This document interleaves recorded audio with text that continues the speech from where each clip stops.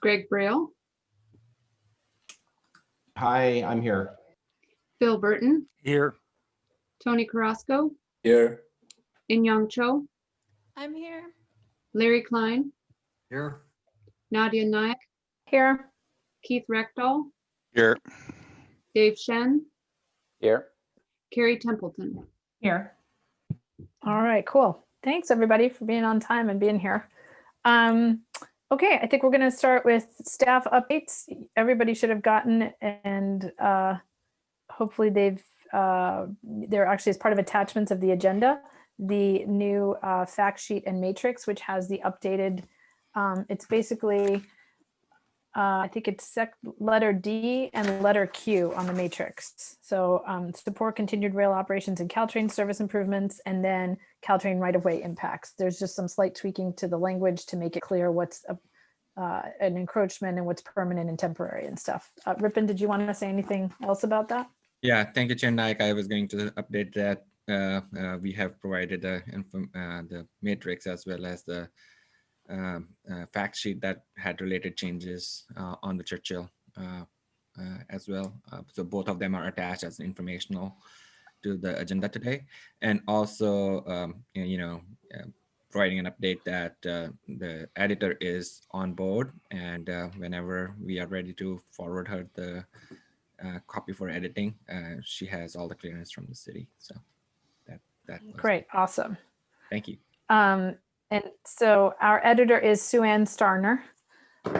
You will know to love her when this is all finished, I'm sure.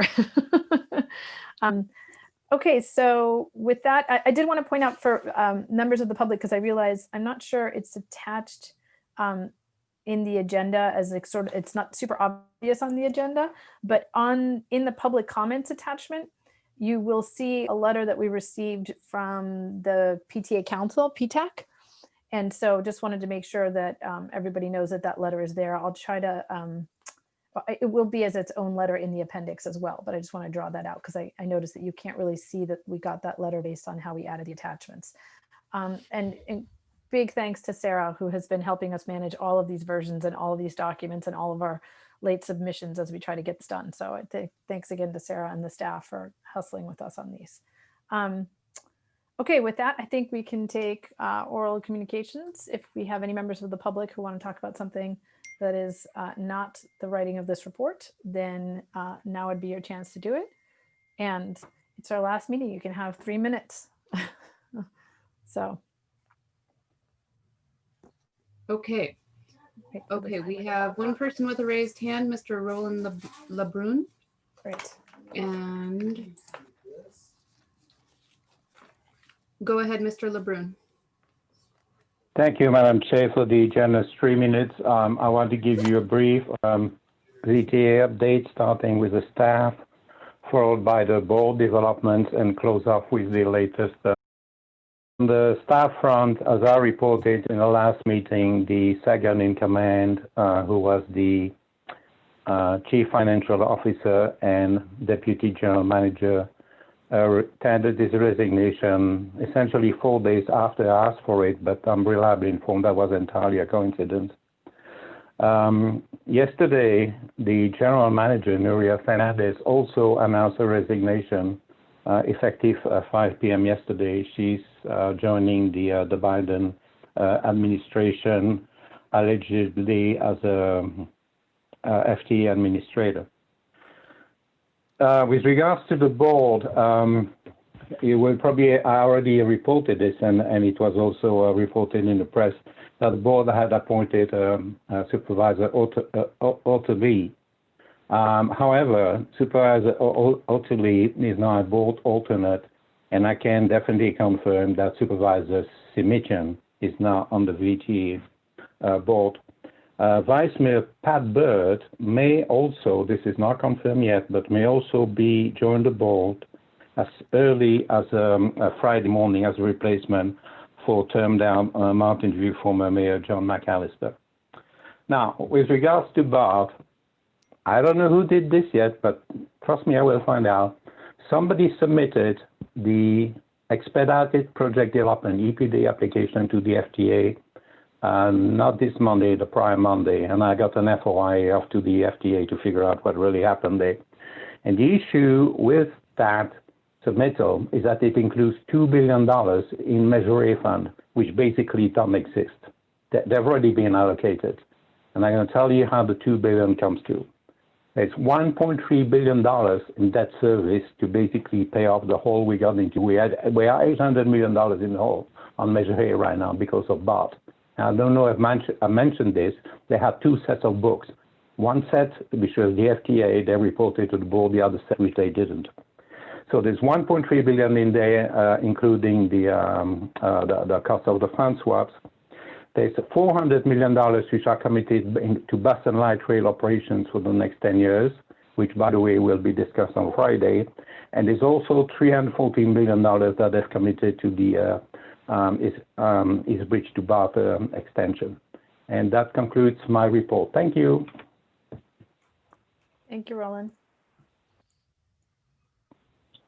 Okay. That takes us to item number 4, which is kind of our updates. So I'm going to take items 4 and 5 together, basically, because that's really, they all kind of connect at this point since we're pretty far along in the process. But for members of the public who are following along, attachment C is a memo that I sent out to XCAP members, basically reviewing all of the edits that I made to a lot of the documents that were released this week. Some of them are significant, some of them are not. So I tried to, in my memo, you can go through and see what there is and what there isn't. I think the best way to do this today, if it's okay with everybody, is I'm just going to go through in order as it would be through the table of contents and the report, and we'll just hit all the edits. I've done a lot of the pre-work, so I've tried to take, when we had more than 2 versions, I tried to amalgamate everything together. So even though my memo kind of highlighted line by line, I actually went ahead and put those into the document. So as we talk about them, I can edit them live, and hopefully if we're done, we can get it all done today. We might be able to finish the entire final edits all today, fingers crossed. If not, we will have to meet next week. So that's the plan. Does anybody have any objections to that or have anything? Yes, Dave. Just a question on process. So hopefully we will get through all that. Is there a vote that we have to take to say we bless this for the thing? Or so how does that work? I realized a little too late that we don't actually have a vote agendized. Mm-hmm. So I think the best we can do is make sure that we all are signing off. And then what'll happen is when the final report comes back from the editor, I hope to be able to release it to XCAP, and then we'll have to have a meeting where that I think would be where we vote. Okay. But it's a question, it's a real process question, and maybe Larry or staff have some better thoughts. I mean, do we have to actually do a final vote I'm assuming we have to do a final vote to accept the report. Yes? Oh, yeah.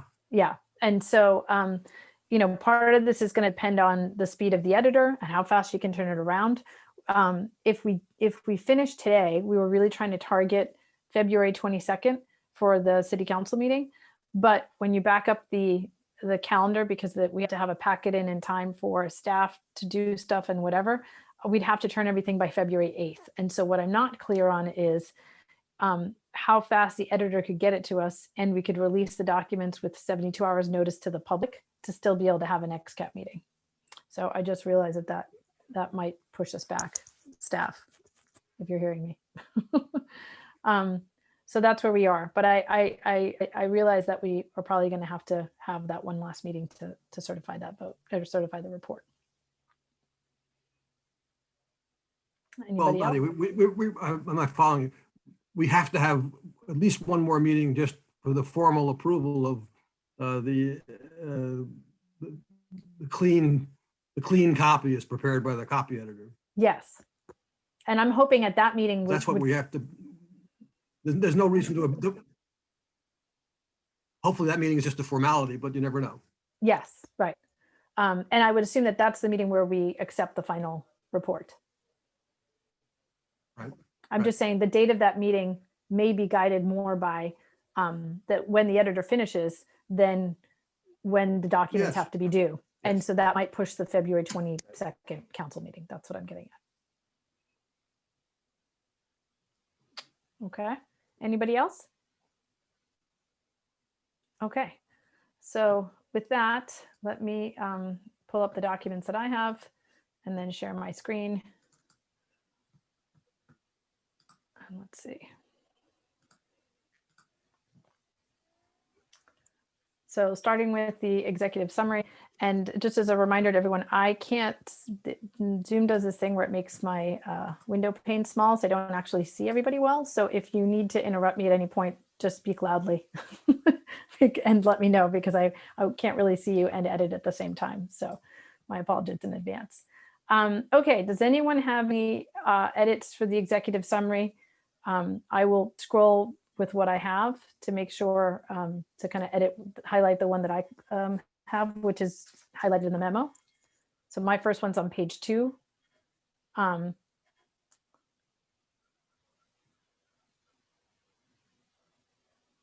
everyone see those, or should I increase the font? Does that make it easier to Can you make it a little view? wider? Yeah. Yeah, okay. Hold on, let me make the view bigger like this. Is that better? Mhm. Yes. Okay.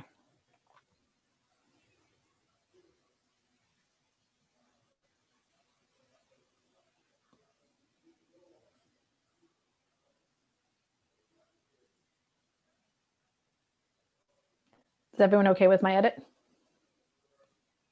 Yeah.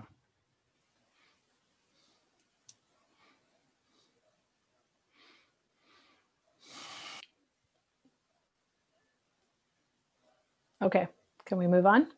Everyone okay with it? Yes. Yes. Larry and Young?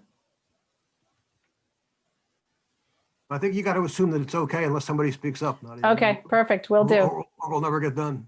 Okay, great, accepting change, moving on. I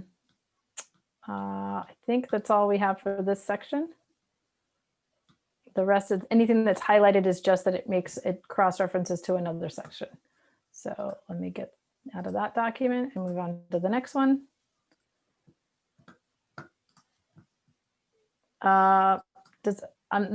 The glossary, we only had one change, which is I added, let me share screen again. Unclearable cues is the only thing that I added. Anybody have any, and catenary wires? Noticing a mistake here. Anybody have anything else? This version includes your edits, Phil? Okay, good.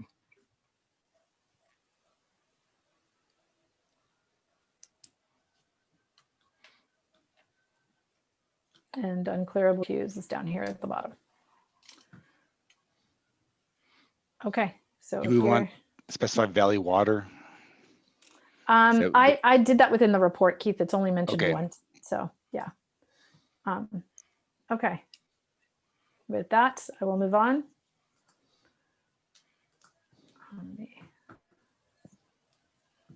The next one.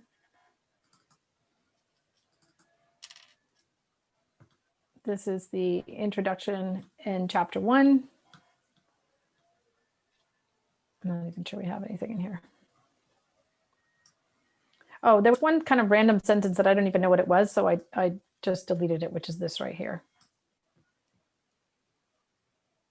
Phil found it and I wasn't even sure what we meant to say there.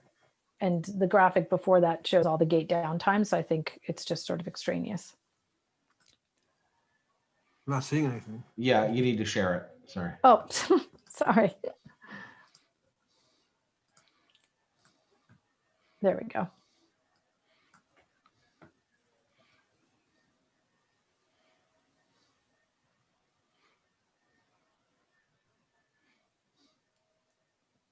I think all that's saying is the more the trains come, the more the traffic is.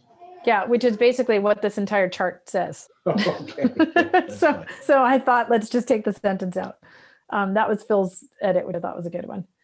And then I also removed, we had a repetitive paragraph, which is right here, which the first part was actually one of Larry's comments that got nested in as a thing, but it's basically a same sentence, Greg, that's repeated in the safety section. And I'm saying Greg mostly because this was in there based on the stuff that you had submitted. So if you guys are okay with it, it's already, it's not a a total removal. It's simply taking out redundancy. Yeah, that's okay. Okay. I think somewhere there used to be a reasons for grade separation section, and I hope that safety is still a reason. So Yeah, I don't think- safety is okay. still a reason. So we hear improve Okay. safety, Yeah. and Okay, then this there is we the go. chart. Beautiful. Yeah. Yeah, there's and the so chart. it's Yep. it's just the details. Collisions. of- Yeah. Okay. Excellent. And so the additional sentence that I added based on some additional work is that we mentioned the comprehensive plan. And as you saw from my memo, I added I took the comprehensive plan, which has a segment of it called the implementation plan. And I just went through and highlighted all the ones that could be relevant to grade separation projects for us to put in the appendix. We'll review it later. But all this sentence says is that that document now exists in the appendix if you want to reference it. You're missing a little word of after the word implementation plan. See, After the word portion. after the word portion. Oops, I missed that. Where's that? 2 lines up from the Implementation. bottom of the paragraph. Yeah. Uh, Implementation plan portion of. Oh, thank you. comprehensive. Oh, okay, perfect. Thank you. And I think that's it. The rest is just nothing else. Okay, so with that, let me save it. Move to the next one. Okay. Let me share screen. Okay. This is the community context section. Took out a paragraph marker there. The source. So at the last meeting, we were wondering when does the Caltrain quarter-wide study start? And I wasn't able to really find any information on the internet. So I just added a little asterisk that says that we don't actually know what, it's probably been delayed because of COVID, but we don't really know. I hope that's okay with everybody. That's the only real change I have there. And then for the funding for grade separation section, I took out all the extraneous stuff that we talked about last time, and I moved it all to the appendix. So when we review the appendix documents, I will show you exactly what I moved over there. And then I added, I think, 2 sentences to that document so we can review that. But otherwise, this is what we're left with when we took up the that section. Okay. So Nadia, I sent you some comments. The only one that may be substantive is under the measure RR section. To that, the statement there is, despite being the 7th largest and most efficient commuter rail service in the nation. So my question is, by what metrics is Caltrain the most efficient? It has to do with their fare box recovery. So they have the best fare box recovery, I believe, of all the trans agencies in terms of using their the revenues that they collect to cover their own operations. That's probably due to overcrowding. I don't know what it's due to, but I'm pretty sure I lifted this off of the Caltrain site somewhere. Well, of course, but it's probably due to the fact that there are standees where there shouldn't be. I don't know. The New York City I subway think has a lot of standees. Phil, I think it was true that that did the best on fare backs revenue even before they started having large enough crowds to require standing. Yeah, I'm not sure that it's because of that, actually. That's what I remember too. The reason actually that they have the most efficiency is because they have this phenomenon where we have riders spread out all across the entire right of way. So in New York, everybody goes from Long Island to the city and back, and nobody really travels the LIR the rest of the day. We have people coming from both San Jose and San Francisco to the middle and outward all day long. Yeah. And so that makes a big difference. Yeah, so I can say from riding the Long Island Railroad at different times that even on a Saturday night, it's very crowded. Okay, so with that, are we okay with these? Yeah, I'm okay with it. I just want to question, if somebody questions that metric, I just want to find out what the backup to You that probably is. should define efficient. Yeah, I would say efficient fare box. Okay, and the most efficient commuter rail service. We probably need a link to a source for that because someone's gonna. The link is actually here. The name dedicated. Okay. That's where it Okay. comes from. Beautiful. Okay. Then Yeah. you're fine. So that whole thing comes from that. I cut it into 2 sentences. I think in the original document was 1. Most efficient. Okay. Yeah. I see it. Okay. Yeah. So Nadia, the other comments I've sent you are just, the usual editing type comments. Yes, and I put all those in already, Phil. I didn't bother to highlight them, especially if they were typos and stuff. And I think I have them all. So, All right, and good. yeah, so. That's good. Okay, thank you. It just sounds like the dedicated source of funding makes it less efficient. Despite being, Yeah. Caltrans does not have, okay, so. Just in case you're curious, Metra in Chicago also claims to be the most efficient commuter rail system in the United States. And they're Metra claiming- certainly is a downtown-oriented system. Okay. Everybody rides to and from Metra station. How about we just take this out? How about, despite being the 7th largest commuter rail service in the nation, and unlike Caltrain does not have a dedicated funding source. You okay with that? Sure. Yes, that's Yeah. fine. All right. I'm taking that out, and then I'll take this out. I Googled most efficient commuter rail on the bottom of the first page. There's a link to your report. Okay. All right. So- I think that unlike you should keep in there. I think that's useful.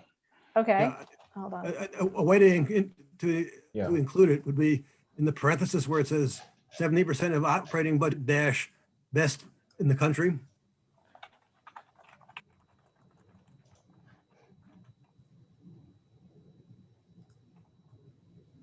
Great. I think if you put dash dash, you'll get a longer dash. No. Okay. Dash dash. Don't worry. The editor will Oh. fix that later. Okay. Let's just get through the substantive stuff. First Okay. thing she'll do is fix that and fix the 2 spaces after periods. And then Yes, we'll be off to the exactly. races. Yeah. Which I tried to do, by the way. I did do like a whole thing on that. So, okay.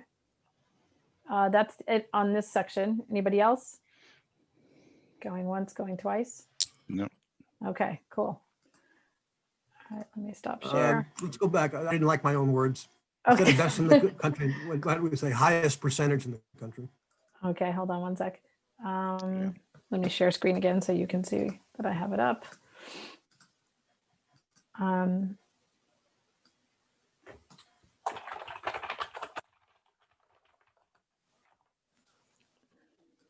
Okay. All right. Yes. Okay. Done. Moving on to the next one. Okay, chapter 3. This is where it gets fun. Okay, so first starting off with discarded alternatives. Let me share my screen. Let me make sure I have the right screen. Nami, are you taking public comment on any of this? I'm going to take public comments at the end once we've done all of our edits. But Carrie, if you have a comment, you get special treatment, so go for it. Yeah, I just think public comment at the end might mean we have to go through everything again. I don't know. I just wanted to prompt you about that. Thank you. I thought about trying to do it either way, and I'm not sure if we stop after every one of the sections. I think then we've got lots of sections of public comment. So unfortunately, No, you only have to do it once. Yeah, so I think we'll wait till afterwards because it's the only way to do it. And they may be reacting to things that we're going to discuss, and so that's why I'm keeping it at the end. So thank you. We might react to things they propose too. So that's I just wanted to bring it up. Yep, thank you. Okay, ideas discarded before XCAP began. I added the part here, which included Tony's, it's just a blurb about Tony's roundabout concept, which was submitted but rejected by City Council. And so I ran that language by Tony, so hopefully he's okay with it. Just wanted to check with you guys and make sure I got that right. I'm not. So Tony, did you see what I sent you?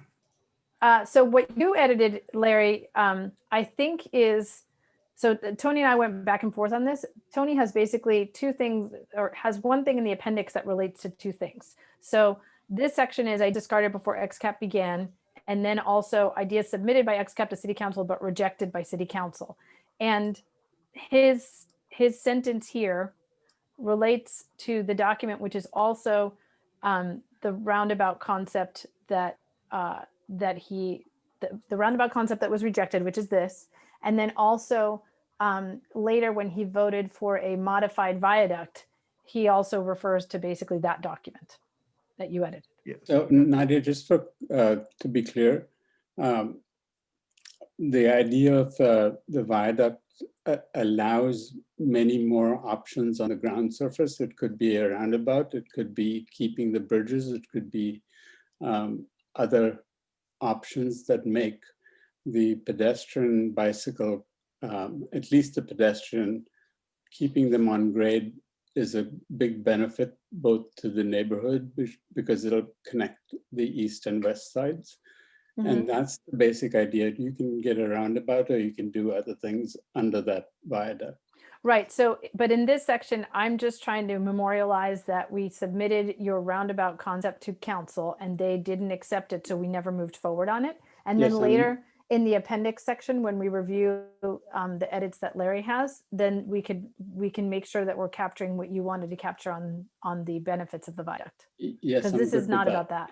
I'm good with Okay. that, but the idea is, you said Tony Carrasco, but it was many people. That it's not just. Yeah, sure. one But in this person. case, it was your presentation, right, that we received and then went to council. Okay. Is that fair? No, what I'm I was open to trying any get across, suggestions. Nadia, is that to be consistent, I think we have to, it should be called a viaduct with a roundabout. Okay. Yes, I think that's good. Yeah. Okay. Included a concept to build a viaduct with a roundabout. Yeah, much better. Okay, perfect. Anybody And else then in the next to last sentence, you got to about the, uh, just take out about this type, this concept, or that's okay. That's fine. Okay. Okay. Okay. All right. So that's it for that one. Let me stop share. Let me just save it so I don't lose what I'm doing.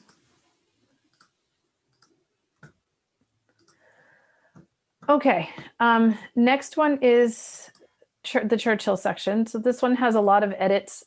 What I did for XCAP and the public was kind of detail in the memo all of the edits, but in order to try to make today's meeting go even faster, I took the version that Dave submitted and then I incorporated in there all of the AECOM updates and basically the suggested language changes based on my conversation with staff. So, and it has Phil's edits as well. So as we go through this, I think I've got everybody's comments hopefully in here, but we should read through carefully and we can go line by line and just make sure that we nailed it. So, but it should have everybody's things in there. So the first substantive one is I went back and looked at the actual meeting minutes of the vote on the Churchill closure. And the vote was actually 7-0-2, where on the mitigations part, where 7 people voted to support option 2, 0 people said no, and Phil and Tony abstained. And so I think before we had that as a 7-0 with Phil and Tony as no's, but they technically abstained. So I edited that to reflect the record. And I put a footnote in there into the cyber secretary notes of the meeting, which has like the verbatim stuff. Before I had a footnote that pointed to the minutes. Yeah, I think that's still what's there. Still there? Okay. Yeah. That's number 3. It would be. Yep, and it looks like you and I have the same. Well, wherever your footnote is for the option 2. Yeah, well, I guess we have 2 footnotes in there because I'm footnoting it here, and we're both footnoting to the same thing. So. We can take one of those out, I guess. Yeah, right? I think we can take out probably the second one because the whole thing is referenced in the meeting minutes, and I said what page it's on. So mine is probably a more complete version. Okay. I'll take that one out. And the meeting minutes explain why they abstained? The meeting minutes literally is a verbatim of the meeting. So Okay. it goes through like, this is why I said no. Okay. Because we asked them and they spoke when they voted. Very good. On this Next one, staff pointed out that it's 20 feet to top of rail. It's actually 15.5 feet to the bottom of the structure. So I tried to I tried to clarify that with the language that I added in there. Well, I find that language confusing. So let's edit it then, because I was trying my best. It's either we edit, it's 20 feet to the very top of what the structure is and 15 and a half to the bottom of it. That basically the structure is about 4.5 feet thick. So Nadia, I don't think we'll know exactly how thick the structure is going to be. So I would always use this top of rail because it's a very precise measurement as our metric, as our quantifier. Ripon So- has appeared. Go for it, Ripon. Yeah, I was gonna say, you could say either would be elevated in a structure with the bottom of the structure about 15 and a half feet above the ground, or the top of the rail is approximately 20 feet above the ground. So if you want to keep the first sentence as is, then just use the number 15.5 feet above the ground. Okay. Okay, why is that? Why is this 15.5 feet important? So the measurements that were on the plans and elevations that are given, they are about 20 feet from the ground to the top of the rail when elevated. And so there is about 5 foot for the deck that is counted towards the thing. So if you say about 20 feet, then 5 foot would be reduced by the deck, So where are we So concerned? that would be about 15 deck or feet. overall number, a height of the structure. Isn't it an overall height of structure important, or is it like it's the clearance of the So the the clearance viaduct? is about 15 and a half feet. I know, but are these both of these measurements important to make a decision? Either one, we just want to make sure that we accurately reflect it, because then it would be consistent with all the other documents that are provided in the reports. And these are not going to change? Well, But this at is this just, time, this is the best information we have. yeah, we're just recanting what's in the matrix and the diagrams. And so in order to be consistent with the diagrams, we have to kind of specify. You're recanting, is that the right word to say? I don't know. I think it's terrible. I'm sorry. No, I think you mean reprising, retelling, reprising. something. Okay, so if that's the case, somebody's going to be, why is it 15 feet and where does it, this 4.5 feet goes? So maybe you need to specify. Well, so hopefully this does that. This is in this alternative, the railroad tracks would be elevated on a structure with the bottom of the structure about 15 and a half feet above ground, 20 feet to the top of the rail. You might want to say about 20 feet. Okay. Or you could say as proposed by AECom, which are the weasel words I used a lot in the part I wrote. Okay. Which is to say, for the whole, we want someone else to design it thing.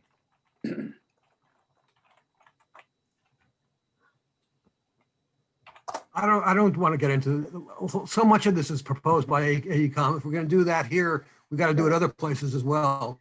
Yeah. Okay. Do you guys want to just pick a Larry's number? absolutely right on that. The We can whole thing just- is a big proposal. Yep. Okay. So And I don't like the idea of saying about 15.5. 15.5 really says somebody has really measured this carefully. right. Yeah. And I'm same with the 20. I mean, it is, I think the number may eventually vary, but the design actually says 20 feet, right? That's the number in the report. So I would cut out the 15.5 in the phrase before that. okay, so I agree. So we just say about 20 feet above ground to the top of rail.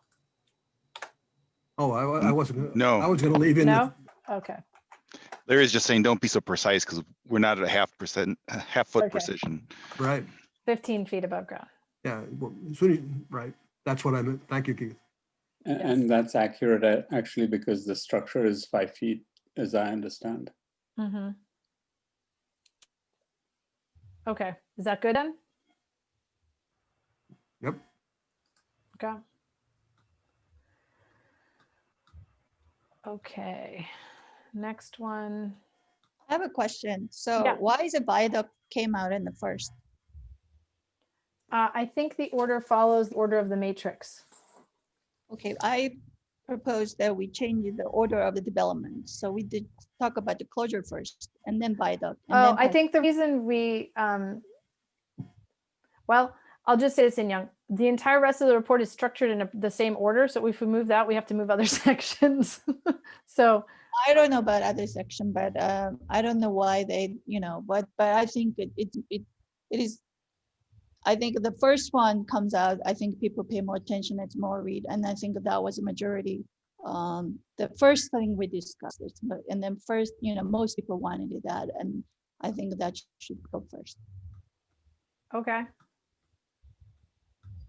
Anybody else okay with that? And then also it's the most time we spend on it, and then it's time wise we start you talk about that first, and then I think it's more sense because people talk about let's just close it. So well, it's a traffic, it blocks the traffic. Let's talk about some solve that problem. It's a viaduct. Well, there is a contention problem, so let's have the kind of in between. Okay. Anybody else? So is everyone okay with that? Sure. Okay. All right. Moving viaduct section now. Give me a minute. My mouse is not playing along. So that would go up to here. And then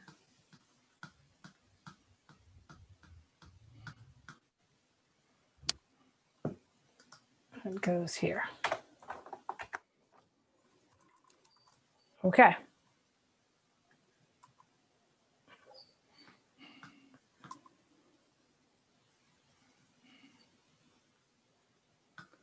Okay, so that gets into closure with mitigation section. Let's see.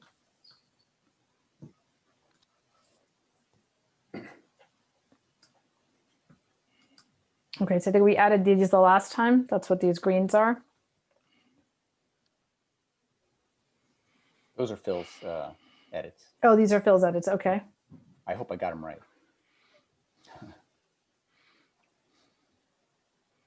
Thank you. Those are the ones I was looking to see. Perfect. Okay. And this has the thing that Carrie wanted added last time, which we've incorporated. And then I think these are also Phil's edits.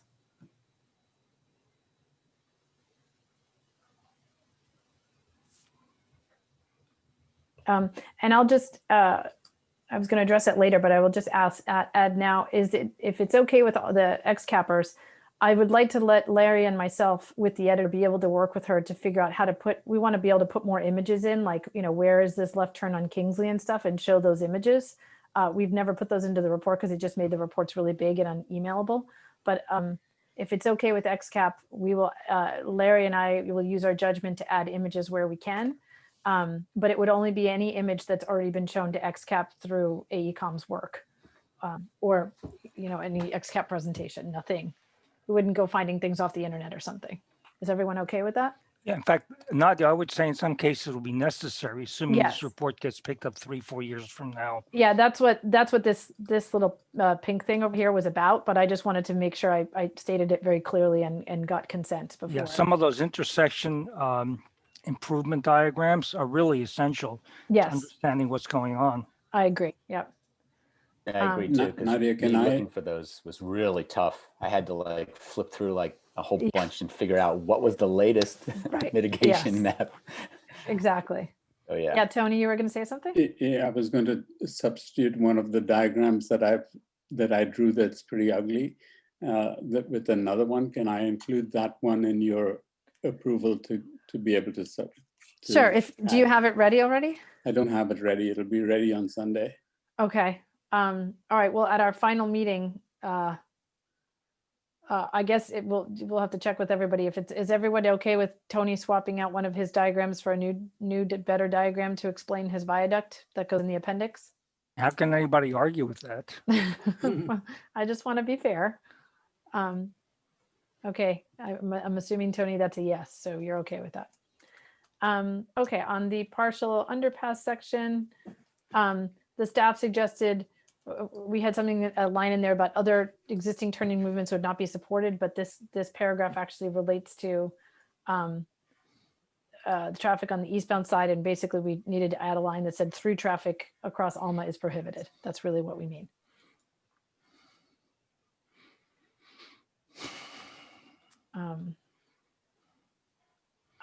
This one this is the section that we just moved here, so now it's the viaduct section, so now it's there. And then Phil, you had a question about whether this was option 1 or option 2, and Dave is confirming here it was option 2. Great. That's the point of the edits and the reviews. Yep, exactly. So I'm going to delete that cut, so we're good. And then Dave took out he shortened this because it was repeated in both sentences, and then he just made a new, what is this dangling sentence here?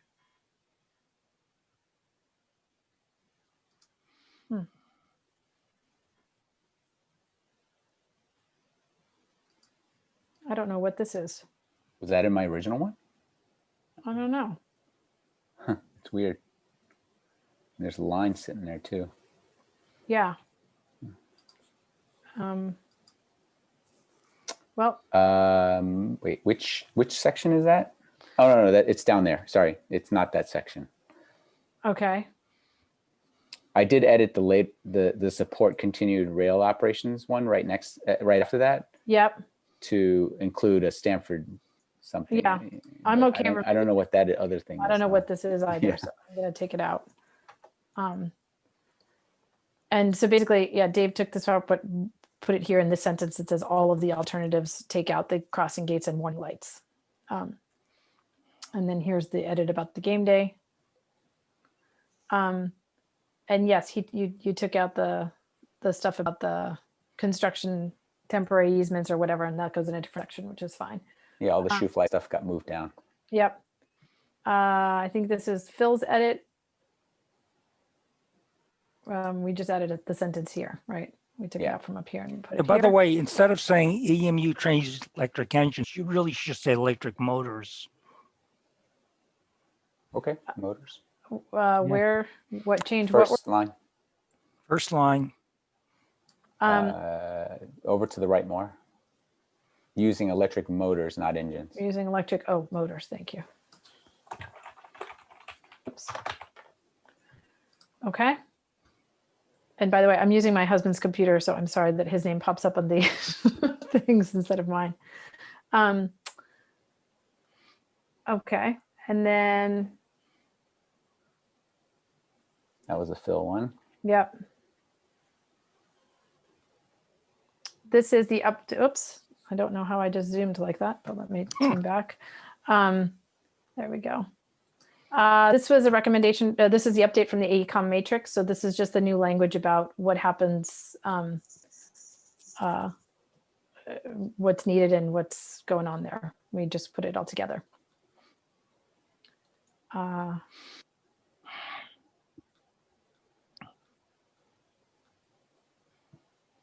So edited that from 2 lanes to 1 lane in each direction. And this one we actually had northbound and we corrected that to southbound.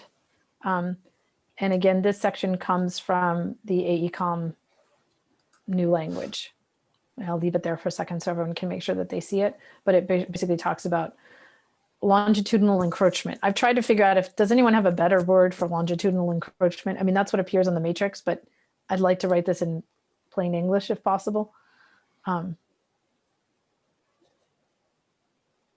What you're talking about requiring some Caltrain right-of-way. Yes. Why don't we say that? Okay. It should be along the tracks, I imagine. Require some Caltrain right-of-way sliver, but still some slivers of right-of-way. But it's whether it's under the tracks or whether it's outside the tracks. Those are Well, two different. clearly outside the tracks. But for example, if you've got a tunnel under a train track requires an easement, but that's not preventing Caltrain from doing anything. But if instead you're taking a turn lane and using something at the surface level, now that prevents Caltrain from adding something. Okay, so maybe we just leave it exactly how it's in the matrix and staff can always help. It's not, I think you're right. What the devil is. I don't know. That's what's in the matrix now. So. Well, that doesn't mean it's the best words to use. Yeah, Ripon, do we have any suggestion for longitudinal encroachment? Because I really, that one really bugs me. I think that was suggested from the XCAP at the couple meetings before, but we could say permanent to make it easier here. Permanent encroachment along the railroad tracks versus across the railroad tracks for plain English. Permanent encroachment along. I would say alongside the tracks because it's not inside of on the side. Caltrains. This one I'm saying along the inside of, because I want to make it clear it's not just next to it, it's actually within it, but along, you know, longitudinally. Inside But- Caltrain's property lines. Yeah. No, Right. we can't say along the inside of it. Just doesn't sound right. Along the railroad tracks inside the Caltrains right away. Okay. Along. Along the tracks. Oh yeah.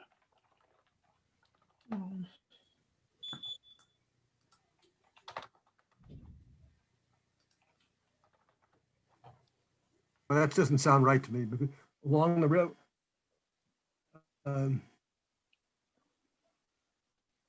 It sounds like we're right next to the railroad tracks, and obviously it isn't. That wouldn't be the case. Yeah.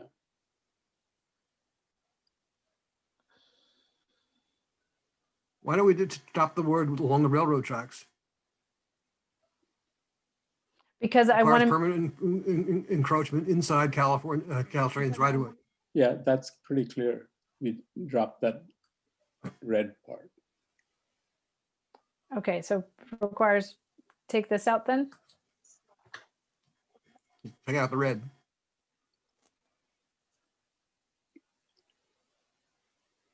Does that work? Yes. Yep. Okay. Well, but those two ramps have different designs and different impacts on Caltrain. And the one that, the paperclip one, which is right next to the tracks, that prevents Caltrain from adding additional tracks. But the one that just burrows under from Churchill, that doesn't affect Caltrain nearly as much. We're only talking about option one. Option two doesn't require encroachment on Caltrain's right of way.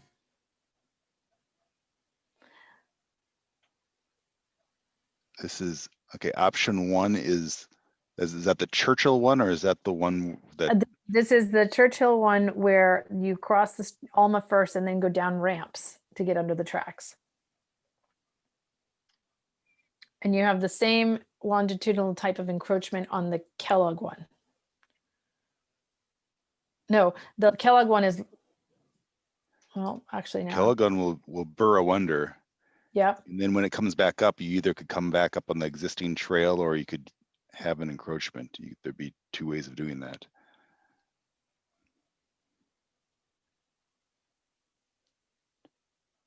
Yeah, both existing trails and is in the Caltrans right away, so that would require encroachment in either case. Oh, you're right. Yeah.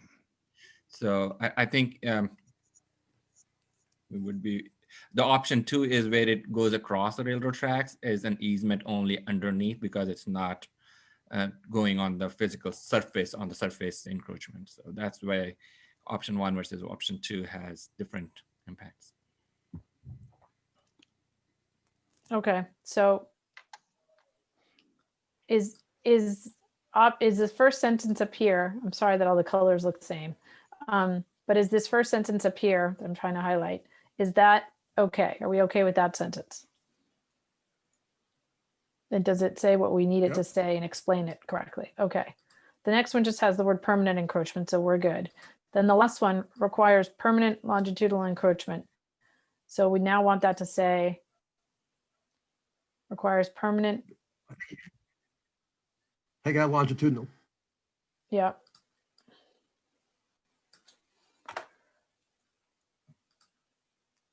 Are we okay like that?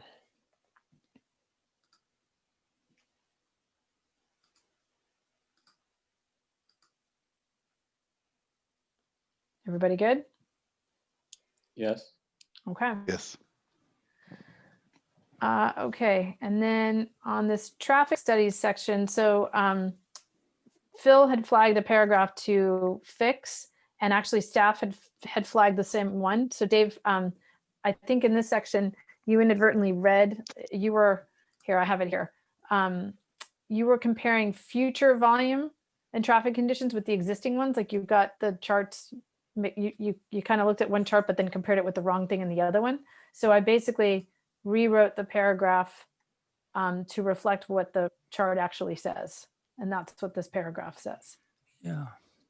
Yeah. Also, Nadia, Dave left a note for me at the top right, and I sent them an email with a response. Okay, well, but what I'm saying is that this paragraph that I added is actually would replace this completely because this was wrong. And so I don't know what you sent to Dave, but this was what staff pointed out was how you would have to interpret that. They didn't write the sentence I did, so I still want everyone to check that I got it correctly. And the chart to use is this one, which I'm not sure you guys on my computer are going to be able to see it as well. Let me see if I can make that larger. The challenge here is if I make that big, then we can't see the sentence. But essentially, this chart is saying if you make no improvements in the future, you're going to have this LOS of an F.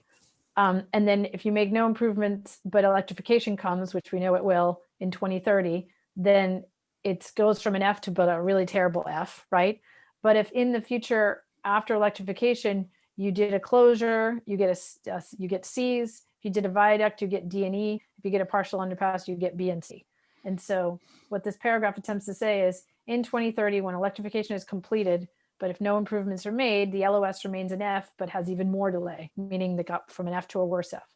However, in 2030, both the closure plus mitigations and the underpass would maintain significant improvement. And the closure plus mitigations would improve the LOS from a C in the AM and the, whatever. So basically I wrote what that chart says in words. Nadia, rather than maintain significant improvements, would be provide significant improvement. Sure. I think I used, Right. yeah, okay, I'm good. I gotta tell you, actually understanding this paragraph is very difficult. I wonder if you should just refer to the chart. I'm happy removing all of this if that's easier. Nadia, how about if you make a chart out of this? The table, rather. The table is right here. No, I know, but that table is the raw numbers.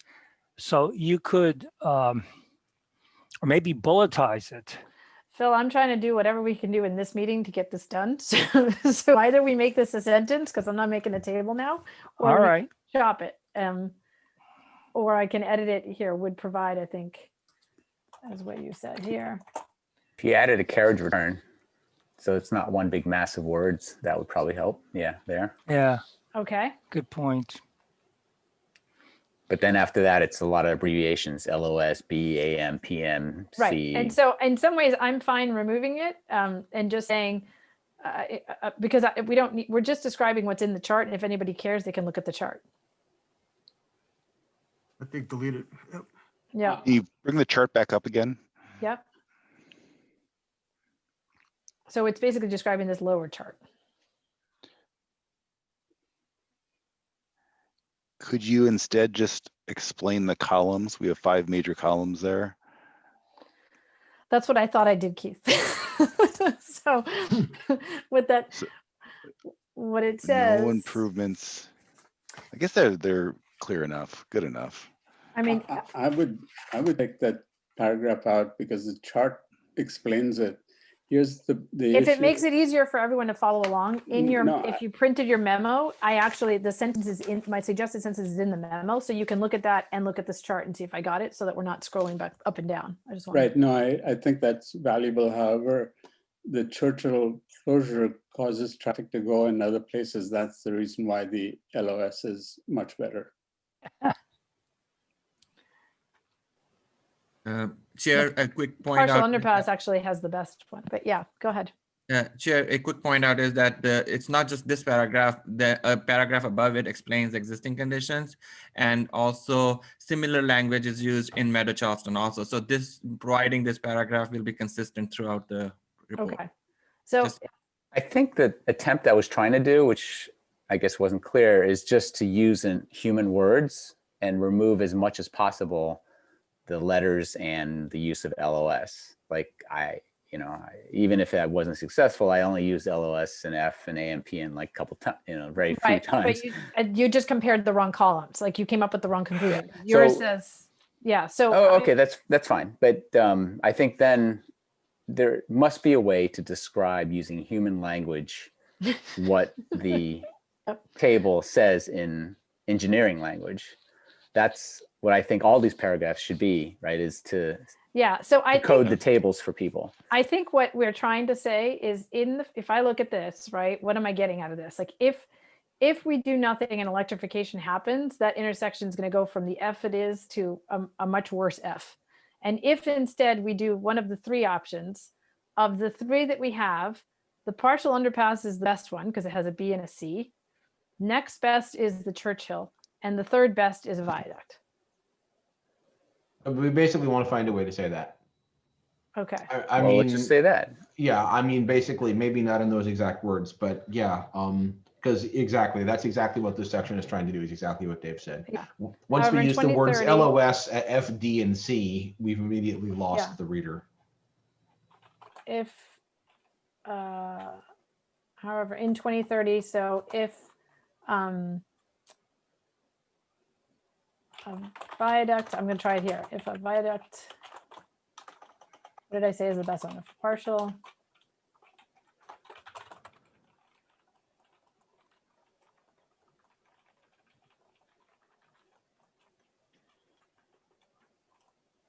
I don't want to, I'm trying to. I might start with something like in 2030, if no improvements are made, or maybe this chart proves that something must be done, right? Like, because if you don't, it's going to get even worse than it is now. Then you say, well, out of the three options or alternatives, I can't remember which word we're going with, alternatives that we're considering, then you go describe what you just said. It's like provides the most improvement, you could say, provides. and then with the closure plus mitigations next and viaduct third or something like that.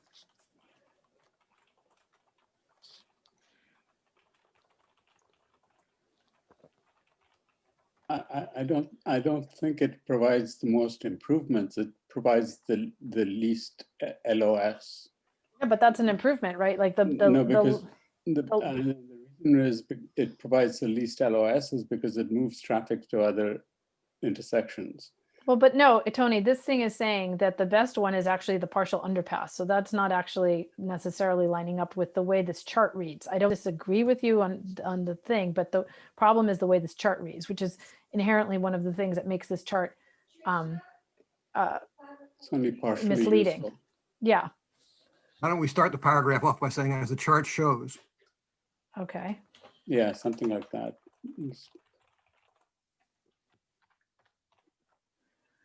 And while I'm talking,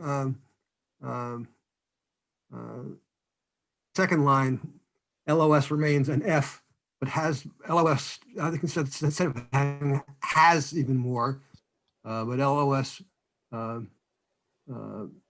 even more with more delay, with even more delay. Strike the word has. Okay, I'm sorry, I'm not seeing in this where I'm moving my mouse. In this last paragraph? Second line. Oh. An F, but instead of has, make it with.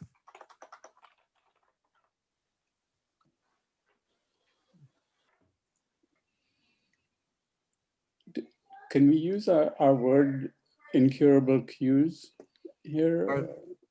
Unclearable queues? No, Yeah. because all of this is if you build something. So there wouldn't be any unclearable queues. Yeah. Okay.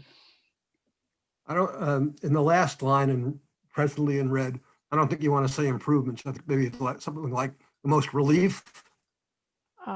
Sure. It's the most relief to that intersection.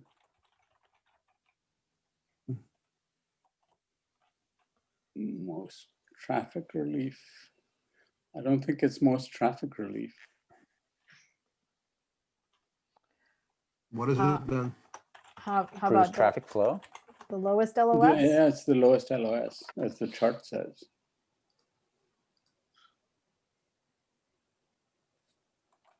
Lowest LO service is oh yeah, that's true. You got to define lowest. Yeah, actually, lowest is not the right word. I think the right word is best. Best. Yeah. You can see why I struggled. Yeah. Well, that's why we're here. Yeah. That's why we have reviews. 9 minds are better than one. And we'll add Ripon and Philip and everybody else in Group there. so, writing at its best. yeah. Okay, is that better?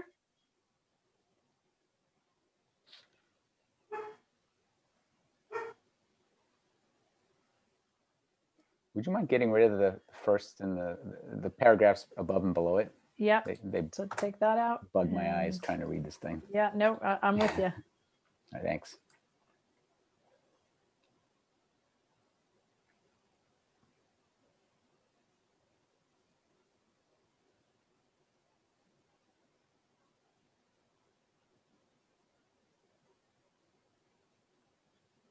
Can we say after with, can we say, but with uncurable cues?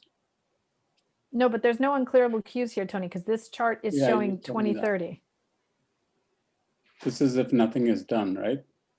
This chart shows if there's no improvements and nothing Right. is done, Right. and electrification comes, the traffic goes from this kind of F to this kind of F. Right. But in the future, in 2030, if you build a closure, you get Cs. If you build a viaduct, you get D&E. And if you get a partial underpass, you get a BC. Yeah. Do we talk about So- unclearable cues as a document? I don't think we do we? I don't think we do. We have unclearable cues in the chapter 2 section when we're describing the need for grade separations. Basically, that the more trains that come, you get these. And if you don't build grade separations, you get unclearable cues. And that's why we added it to the glossary. But we didn't go into detail on and put some graphics of the results and all that from the We did. presentation. We have a delay. That graphic that showed the delays that happen at the intersection that Caltrain has given us. That's what we have. We did not include that one picture from us way before XCAP with the little pictures of the dots and cars and stuff.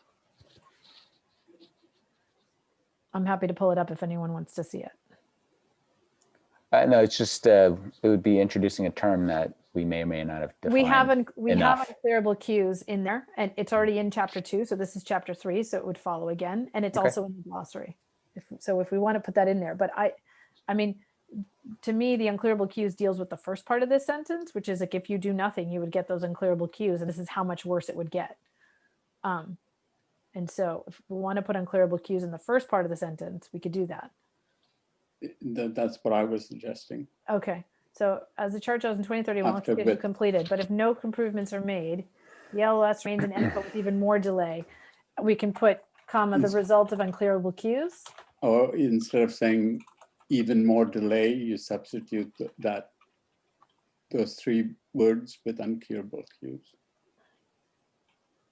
I want to make it clear that the delay, Sure. it's even more delay. Is everyone okay with that? Yes, I'm okay.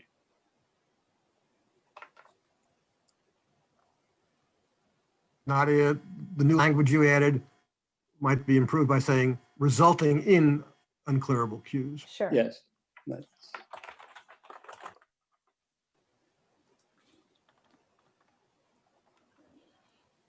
Nadia, can we tie the table 1, table 2 into these 2 paragraphs? Sure. As what's it called? Let's see. It's called table 2. So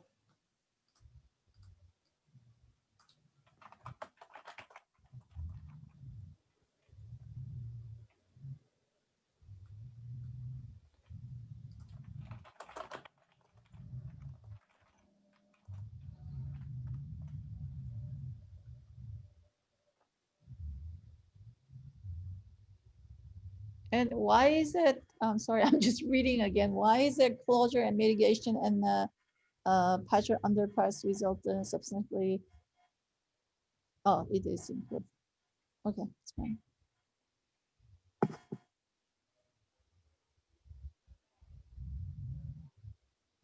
ultimately, what's interesting is that the viaduct actually does the worst in both of these. it's because it allows the most traffic. Mm-hmm. Okay, is everyone okay with that? Mm-hmm. All right. Well, I mean, the one caveat is that this is just for one intersection. Yes, but I And- mean, this section is only basically discussing what is in the traffic study related to Churchill. So we haven't gotten to the part where we're saying what we think. We are simply at the part where we are reiterating to everyone what the traffic report said about this intersection. So But there's no in the- editorializing. Yeah, but in the text, we're saying improvements. We really should say improvements at Churchill and Alma. Okay. I like that too. It's more clear that it's Okay. just that one intersection. No improvements are made.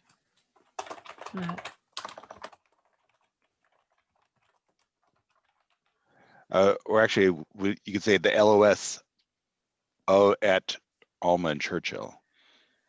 Right? Okay. And delete the,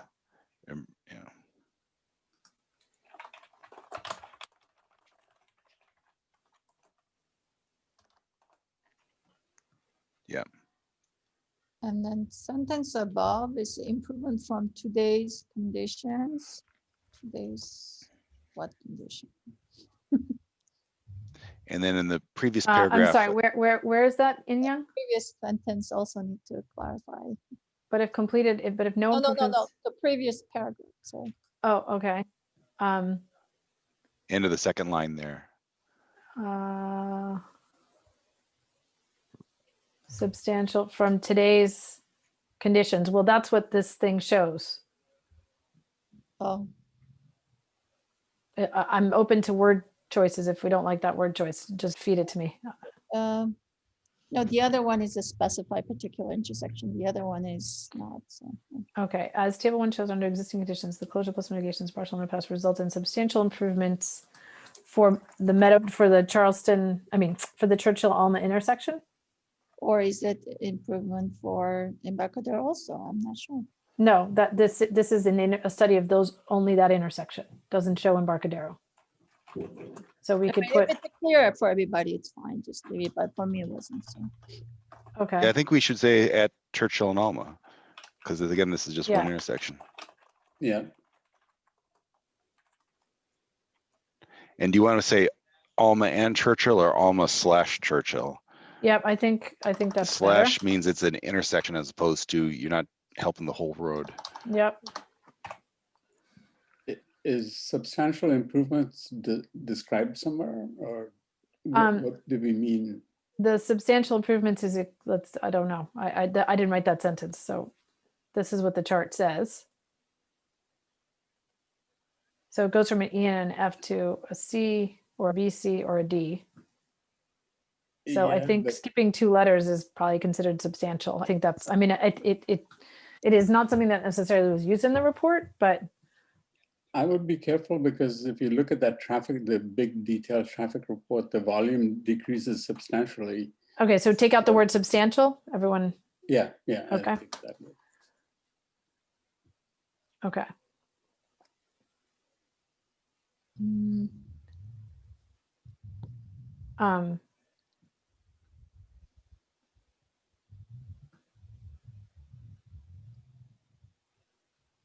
Okay, how does it looking now?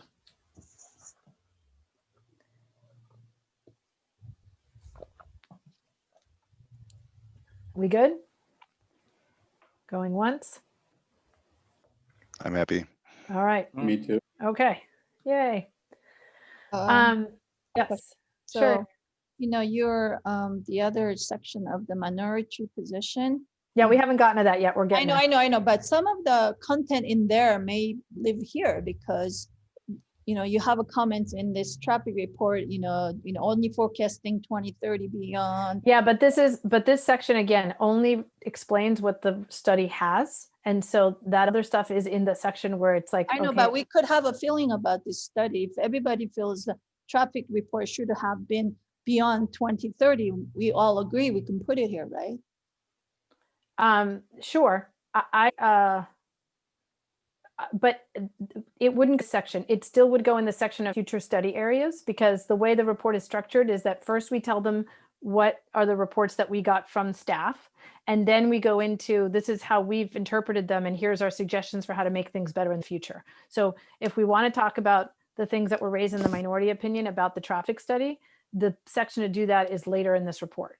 So No, but it might not be a minority feelings. right, about it might be a majority one, but I'm saying we'll talk about it in a second when we get to Okay. that section. Okay, Yeah, okay. but thank you. No, I appreciate that. That's actually one of my questions going forward. So thank you for flagging that. Staff, do we have an update on the PAUSD letter? Because we have a reference to it in this report and we need to know whether we know from whether it's been signed or what's the deal. Philip, are you there? Sorry, it took me a second to unmute. No, we do not have an update as of now. Only that the letter that was sent was apparently the final one. So whatever date was on the letter, I think you can consider the date. Okay. I don't know that we're getting any signed one. Okay. So I think that's it. Okay. So we need to add a sentence in here.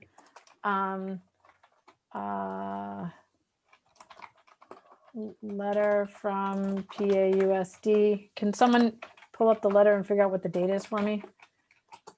Because I don't have it. December 9th, I'm going to guess. And then we need to insert language of what they said. I only want to include like one sentence. PAUSD. Anybody asked to participate in That was further dated December 7th. December 7th. Thank you, Ripon. PAC asked to participate in any further future review. Is that fair? I think they said they couldn't participate because of COVID Okay. and asked for council to continue the outreach. Sure. They could not participate because of COVID, because of, I don't want to say because of, is there a better way to say? I think we let their letter speak for itself. Okay. I am really annoyed by that statement because they did participate early and they withdrew their representative. Okay. So I just want to give some context to what that letter says so that they can go read it in the appendix. So I'm happy to remove the part about the COVID piece, but could we at least say PASC asked to participate in further future review, see appendix, and they can go to see the letter? Right. Does that work for everybody?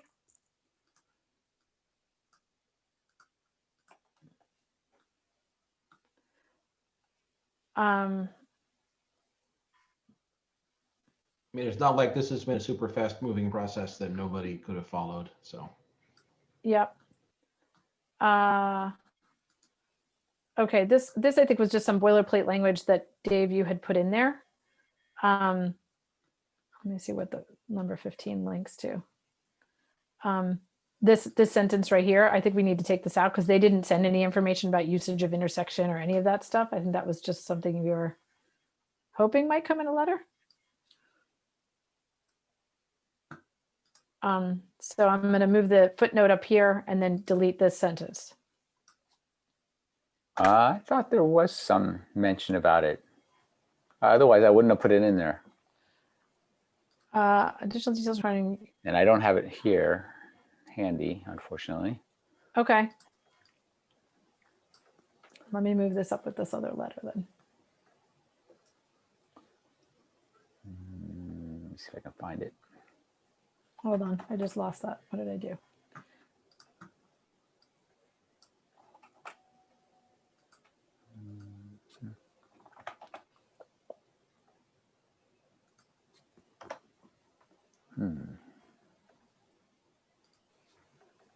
If someone, could look for that while we do this, and that'd be great.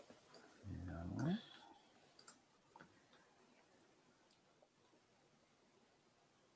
And then I added a sentence about the letter that I referenced that was included in the public comment packet for the members of the public, but XCAP, you should have gotten it directly through your email, which was a letter from the PTA Council.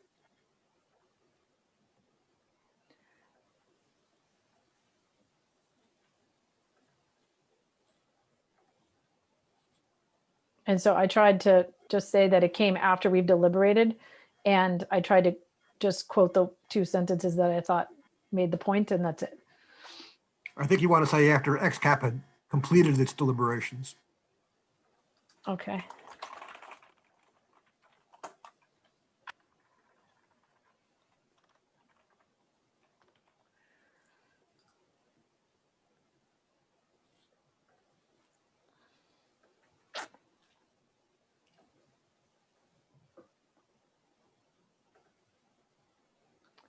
Okay.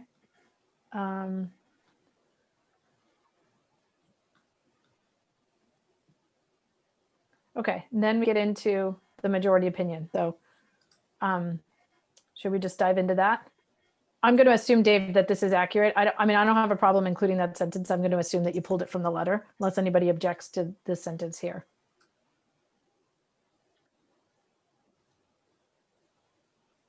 Everyone okay with that sentence? Well, also, the footnote has the link to the to the letter itself. To the document. Yep. So unless you want to really, we could pull it up right now. We could look at it. I was just trying to find it here. I couldn't find it. I think it. Hold on. Let's see. Right there. 15. Your cursor's right on it. I just opened it. I'm trying to open it so that my husband's got all sorts of things on his desktop. Hold on. At any given day. Bicycles. Let's see if I can share this. Hold on. Let me stop share and then share this letter. Can you all see the letter? So yeah, PAUSD deploys 22 buses each day. So there's some information about it. Perfect. Okay. Great. Okay. Thank you. So stop share and then share again. Can you bring that up again? That's different than what I have. Oh, that's interesting. Hold on. Share screen. That's the first letter, Keith.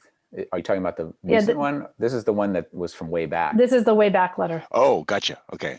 Yeah. February 20th, 2020. Yeah, this is the long time ago. Oh, okay. Well, it feels like a million. The other one years is ago. December 7th. Okay. Right, exactly. The new one, yep. Okay. Newer one. Cool. Thank you for that. Okay, so the next section is kind of a big discussion. So Larry and I and Dave and Keith, to some extent, we were never able to fully connect and have like a robust conversation. But the net of what's gone on is we have the summary of the majority opinion, and then you guys have seen the minority opinion that was presented by myself and Keith and Phil. And Larry had proposed having a rebuttal to the minority opinion, and then allowing the minority to have a rebuttal to the rebuttal. And so I went back and, to me, I thought that was a bit much, and I'm trying to shorten the report. But in all honesty, also, I went back and looked, and when we first accepted our XCAP guidelines, we had agreed that if we couldn't come to a unanimous consensus, that we would allow for the minority to have an opinion. So what I suggested to Larry was that, this isn't a court of law where you don't know what we are going to rebut with. We've given you our rebuttal. So could we try to work in language into the main report from the majority perspective that sort of pre-rebuts what they will then read about the minority opinion? And that way, both things are captured, because I thought it would be, frankly, more collegial, but also a shorter and more succinct way of kind of putting the two perspectives out there, because I don't see them as competing. I just see them as different perspectives. So that's what this says. I see In-Young, I see Carrie. In-Young, go for it. Oh, I think you're muted, In-Young.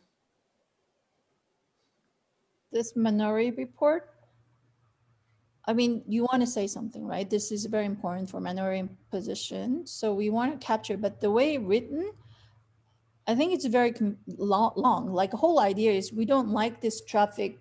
I wrote it and I make a bullet for it. So the whole basic idea is it has like one page. It says like traffic goes to the other way. It's not effective, and then whole point is like, traffic goes to Embarcadero and less traffic is at the Churchill, so it's not fair. So that's one key point. Another one is like, there are problems with hexagon report, right? So forecasting until 2030 and 2035, and then and also, there is a traffic report didn't study each intersection, but the way they study is ineffective because assumption is made by consultants that somehow like it just didn't like it. I think that's a major point, and it's okay like to say that, but I think what is more constructive is the traffic wasn't good, but what we like to do this in the future. I think the more we approach it for solution and suggestion perspective, I think it's more powerful. Okay. And then also, like, there is a thing about the COVID, not enough discussion. It seems like it's whining, like we didn't do this, we like it. Instead of that, like more positive, like, let's just spend more time, like, because it's unfair to our community of this part of community, or maybe, I think if we structure that way, it could be very shorter and you don't have to explain so much. What is this was negative and this wasn't good enough, it just. Well, I mean, keep in mind that it is supposed to represent the opinion of the 3 people who voted differently and explain why they voted differently. So I know it's not written in a. Nadia, may I interrupt here? Well, I wanted to take Carrie's first, and then I can. No, I want to get in because you explained how you and I differ and how we agree, and I wanted to add a little bit to that background because Sure, also I think it addresses what In Young had to say, and that is. We didn't consider one way or the other how we should handle a minority opinion. So don't think we should feel beholden to what we did, talked about more than a year ago now. But I ultimately came around to, and I think persuaded Dave to accept the organization, the structure that Nadia wanted. But what she did then was to take the language pretty much that Dave and I had written that would have been in the rebuttal and included it here. But we also, and this is where I want to get into really responding to In Young, what we also agreed to was that the minority people, including Nadia, would not try to change the language in the minority opinion because it's our opinion. Mm-hmm. And similarly, the majority people would not try to change the language in the minority opinion. We get our points across, we get them across, and we've already had the debate. So for us to debate it again here in the writing really doesn't make too much sense. Anyway, that's my framework for this. Thank you, Larry. That was helpful. Carrie? I want to agree with a lot of what In Young has said and what Larry just said.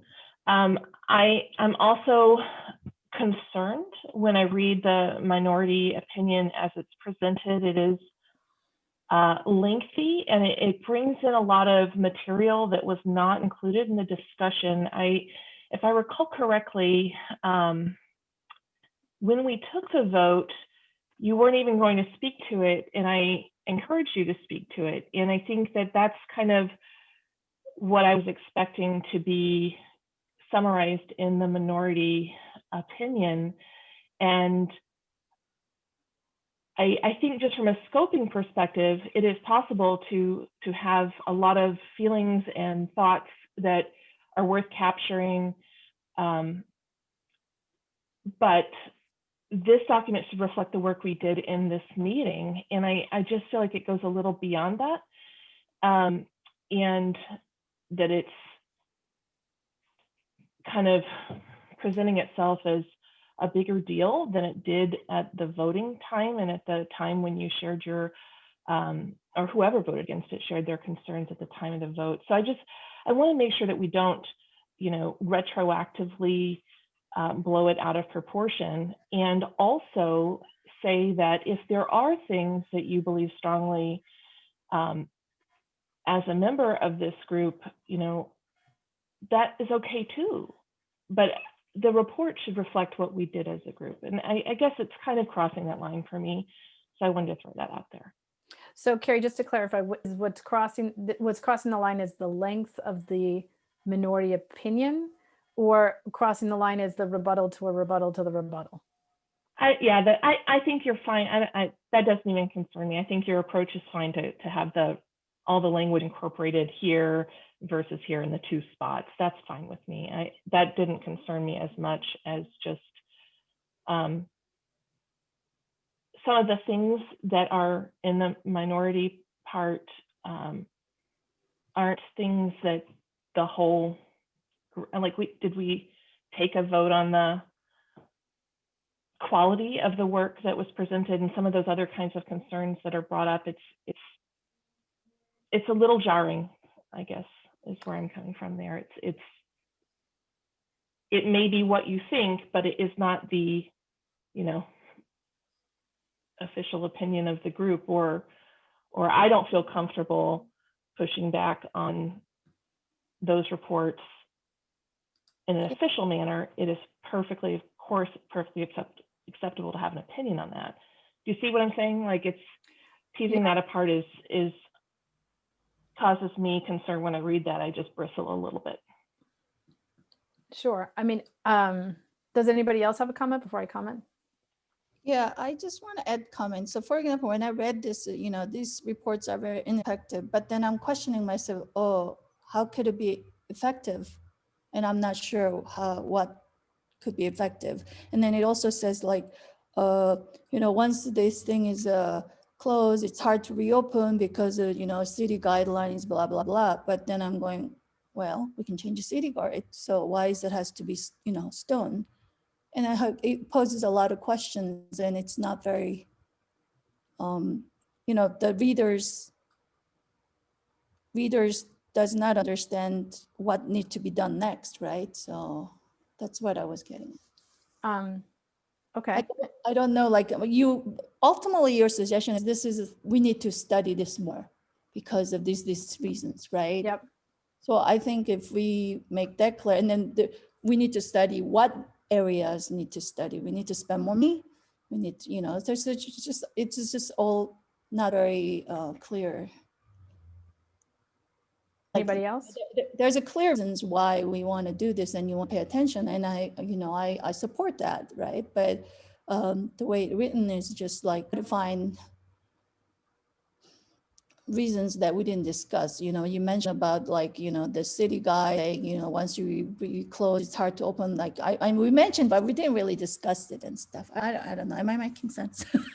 Sort of. So I did want to clarify a couple of things. So one is the ability to open or close, to reopen something when to close it is not a city, it's a California Public Utilities Commission decision. So so just that.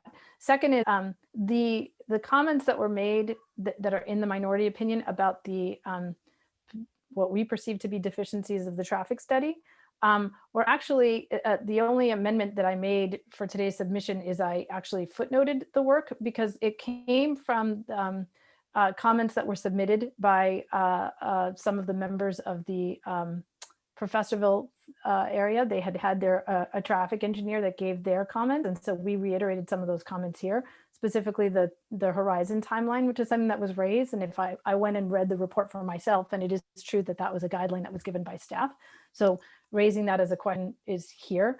And actually, if that's the case, then you should rephrase that the city guide suggestion wasn't right. We should further look at it, right? That's an action item that we can choose. Well, so one way to approach this is if there are things within the minority opinion that the majority actually agrees with that could be put under areas of future study, we could include those. So if, for example, everybody thinks that if there's going to be another traffic study, which by the way, there probably will be because this is going to take a while, then we agree that we should probably have something longer than a 2030 timeline horizon, and we should try to use the city's proposed way of predicting into the future, which is this calculation that they have here that was presented at the. But we didn't decide that. I recognize that, but I'm saying if that's a decision that the group wanted to take now based on what the minority position presented, right, we could do that. But if not, I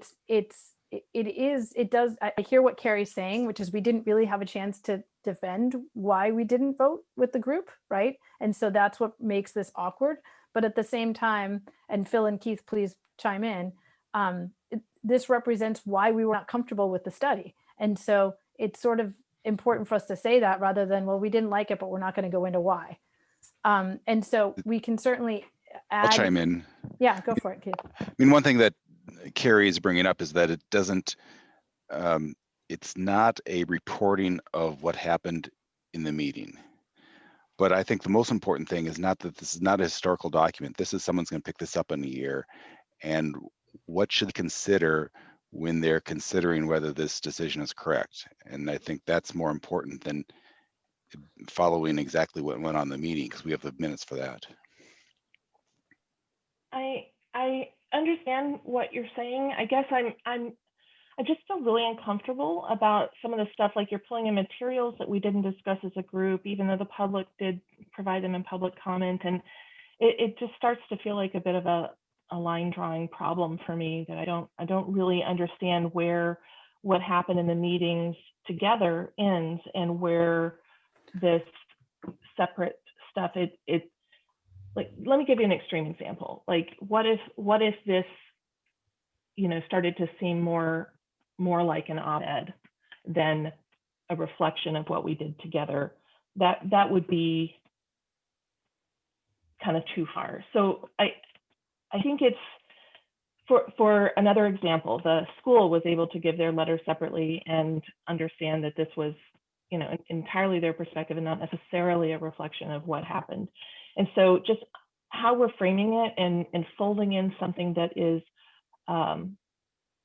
just more outside of our process into this document, which otherwise entirely reflects our process, is just giving me pause, because a lot of this we did discuss.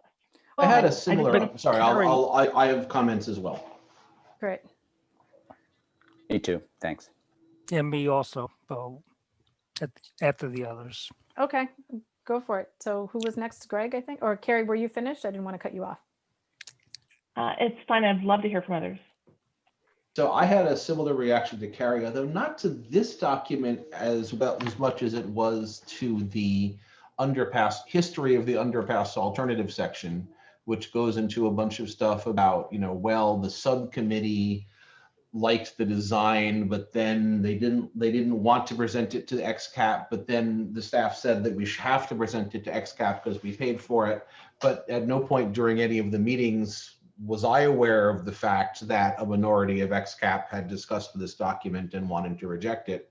So there was always this, we did talk about that. That was there was always this conversation about sort of like, well, we don't really think the underpass is done, but it wasn't made clear to me in the meetings what wasn't done about it. Or what additional work would result in better. So I had a similar reaction to, on the other doc, which was just like, how come I didn't know about this stuff before? Well, so that we agreed is going to move to the appendix, and that's for only one who wants to take a deep read. If you didn't feel like you were aware, I'm sorry about that. I thought we made it clear that we did not, the technical committee didn't want to release it, but we were asked to do so, and that was, I'm fairly certain, discussed at the public meeting. But it was a long time ago, and a lot has happened. Dave, did you have some comments? So sorry, Greg, just to finish this, any other reactions to this particular thing? Because you commented more about the underpass part. Yeah, no, I mean, it is, you know, it's long. It's going to be, you know, basically it's going to be ammunition for this conversation to go on for a long, long time. And that's just frustrating for me in general, but that's nothing I can do about it now. Okay. Dave? So I hung out with Larry and Nadia in a very weird electronic way to get to this point. And which is, we kept talking past each other, for those that's who are right, wondering by what that email, weird not even electronic by voice. yeah, exactly. But I got Larry for voice, and it sort of settled.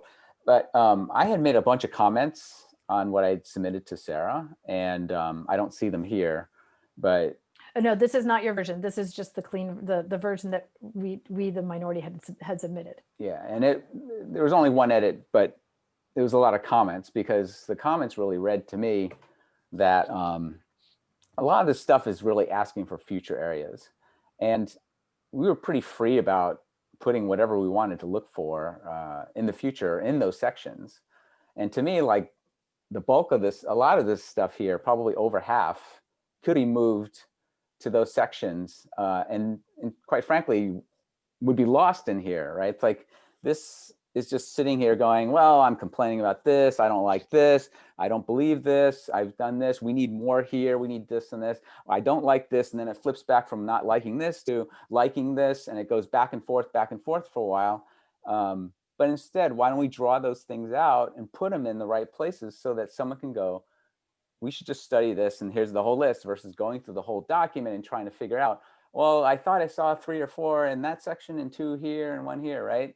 So to me, like, a lot of this stuff here is just simply requests for future. So Dave, thanks for helping sharpen the minority opinion. Well, I didn't make any changes on it. No, but you gave some good suggestions. Oh, thanks. So at least you read my comments. Thanks, Phil. No, I did read your I comments. read them too. Yeah. Yeah, I want to say one more thing. So it's a given example, right? Here it says, I really actually like the traffic report. I thought it was very comprehensive. But you guys didn't like part of it. But if you read this, like, maybe the traffic report was useless. We have to spend another money to do another thing. But it's not the case. You just want to have a more specific study further to augment the existing study, isn't it? No, I mean, what we're saying is that they didn't use the appropriate timeline, and that we don't have the measurement of the network, which, by the way, was something that Billy Riggs raised at our very first XCAP meeting. So the part where it talks about, that's why all of this has come up in our various discussions over the things, whether they were discussed in the final meeting where we voted. Nothing is. So you think we should discard it because that was so bad? So we should keep the new traffic report. I think it's going to have to be redone in the future because it doesn't go out far and it didn't meet the city's own guidelines. So it's likely that because it only goes to 2030 and we're already in 2021, even if they're going to go with a closure alternative, they're going to have to redo the traffic guideline for that. I'm sorry. What was you that? didn't tell them city guideline when you were asked to generate. This came in through public comment. That's where I got it from. I didn't know it until it came through the public comment. When you give them a task for them to do the traffic report, we didn't have the opportunity to ask for what we would do if we did a partial, right? We didn't have that conversation. So we've listed here, the reason that Phil and Keith and I didn't support it was because we were not comfortable with several aspects of the traffic study, including some of the issues that were raised by the public, the issue about the widening of Embarcadero. Can you just name them in a point form? You don't have to write 4 pages to do that. Can you name them? Well, but this document is used for the public and for the policymakers to read what happened and understand what our viewpoint was, what the minority's viewpoint is. So what I try to do here is we have the section below provides the minority opinion, and then we have this ends the minority opinion so that anyone reading the report is not confused by what it is. And so it states it in there. So I'm trying to address the. Sure. I'm with there, Larry. So let's just move on, I guess. Carrie, go for it. Can I add some comments? So first of all, Nadia, I just want to recognize that you put a lot of work into this and you believe strongly about this opinion. And I don't think anyone is trying to take away your opportunity to express yourself about this opinion.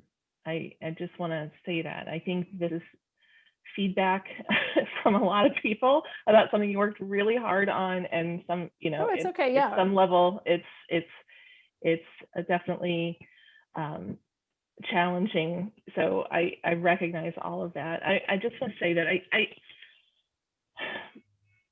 I feel really uncomfortable saying in an official document that we rejected the traffic study because we didn't.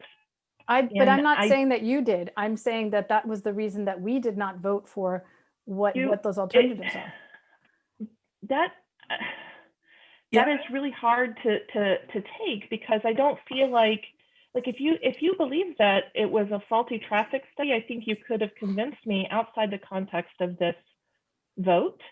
And I think that that's something we would have talked with staff about, and it feels really unfair to staff to put this in here. I feel very strongly about this. I don't understand why we are being so negative towards the work product of staff. And I guess it's embarrassing to me. I guess I feel very frustrated about how this will be received, and can we be a little bit more collaborative with staff about it? Because this is troubling. So Carrie, what wording would you suggest that captures the essence of the concerns, but doesn't, as you would say, reject or call the report faulty?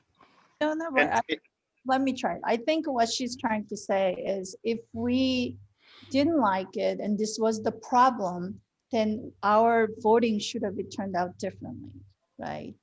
But we accepted it and we voted on it, and then 2% think this is garbage. Then where? No, that's a strong word to use. We may not have accepted it. We did say it was garbage. I know. I didn't say garbage, but this is not good enough to use for our decision. Two people think that, but then we didn't argue that. That is the problem, that we made a decision on that base. Some of us made a decision based on those traffic reports. Well, let me just say this, if I may. Clearly, we don't think the report was garbage because we used the report, we relied on the report heavily for things when we discussed the various alternatives. But now you said the report wasn't good, so you need to do another one. Well, No, that's not what I it said. may not have been completely adequate to the purpose. That doesn't mean it wasn't a good report insofar as it went. And keep in mind that so going back to, I wanted to touch on what Larry said. So what Larry and I thought was, what we tried to do was go into, let me stop my screen share on this one and show you the other one, because I think then, so what I tried to do was take the rebuttal points that the majority had to what we wrote and kind of weave them in through the main report. And we left our rebuttal untouched as it stands, so that each could sort of have their own position. And so in here, I think this sentence captures, I think, the argument in Young that you're trying to make, which is here, the majority felt that the expenditure of public funds to further study the partial underpass is not justified. Oh, sorry. Yeah. I kept seeing David's face all the time. Oh, you know what? You might be on speaker view. You might want to put gallery view. That might work better. So there's basically two big sentences, or two sections that have been added. This one here, and then I'll scroll and I'll just come back. And then this other one talks about the majority's view about the readiness of the traffic study. And so I don't know if have you had a chance to read those yet in Young and Gary? So yes, I've read. Okay, so one is here that basically, because I think it is a fair, I mean, I really tried to take, because Larry wrote me a rebuttal, and then I tried to take the rebuttal and sort of put the language in here. And so basically it says, the minority's support of the underpass seems rooted more in their support for further study rather than their belief that the partial underpass is actually a superior alternative. The minority is in effect acknowledging the partial underpass as presently designed is not implementable. That's what is basically the majority's position. And so if you all agree with that, then that's what would stand in the report, right? So the majority's beliefs and your positions all come prior to even reading the other section. And our section, our being the minority position, states very clearly, this is our section, this is just what drove our decision. And then it ends it, right? So hopefully it's clear. But I'm open to any suggestions on making it sound more amenable. Is it accurate to say that you demanded that we have a better traffic report before making this decision? I didn't demand that we have a new traffic report. What I said was I don't think. But that's not what the report's. That's not what it says, right? You said you based your vote on that. Nadia, could I interrupt here? Because sure. We have another line in there. By the way, you accepted the last two changes that Dave and I submitted last night, I think. Did you? No, I didn't get a chance to see it until today, so I left them in here. That's what they are. Dave, what were those two?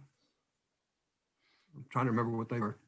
There's one up here, I think, which is you added the minority is in effect acknowledging the partial underpass is not implementable. And the second one, which I have a question about, is this one, which is the traffic part. And so you had added, it should be noted the minority XCAP found no fault with the traffic consultants worth at Meadow Charleston crossings, which I actually think is inaccurate. I mean, we have Keith, Phil, and I have maintained that we have questions about the traffic study, including like Well, you're doing just what you were objecting to now, Nadia.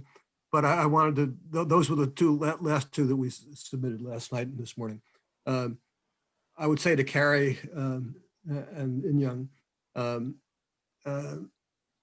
maybe what we ought to do is to take your concerns and add them to what's in the majority opinion. To, for example, to take Carrie's concern that this is the criticisms of the traffic report really were not part of the considerations of the committee. Fine, let's add that and find a place to put it in under this structure.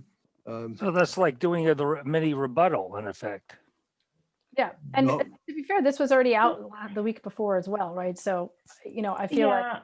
Or we can add our dissenting opinion on the minority report. No. The structure we agreed to, which of course the full committee can reject, is to, and I'm not a big defender of it because I don't think it was the best way to do it. But in order to move things along, I wanted to agree with Nadia on the structure. Yes, we get to make the majority gets to make an advanced rebuttal. So if you think we don't have enough rebuttal points, fine. Let's figure out a way to add them in there. I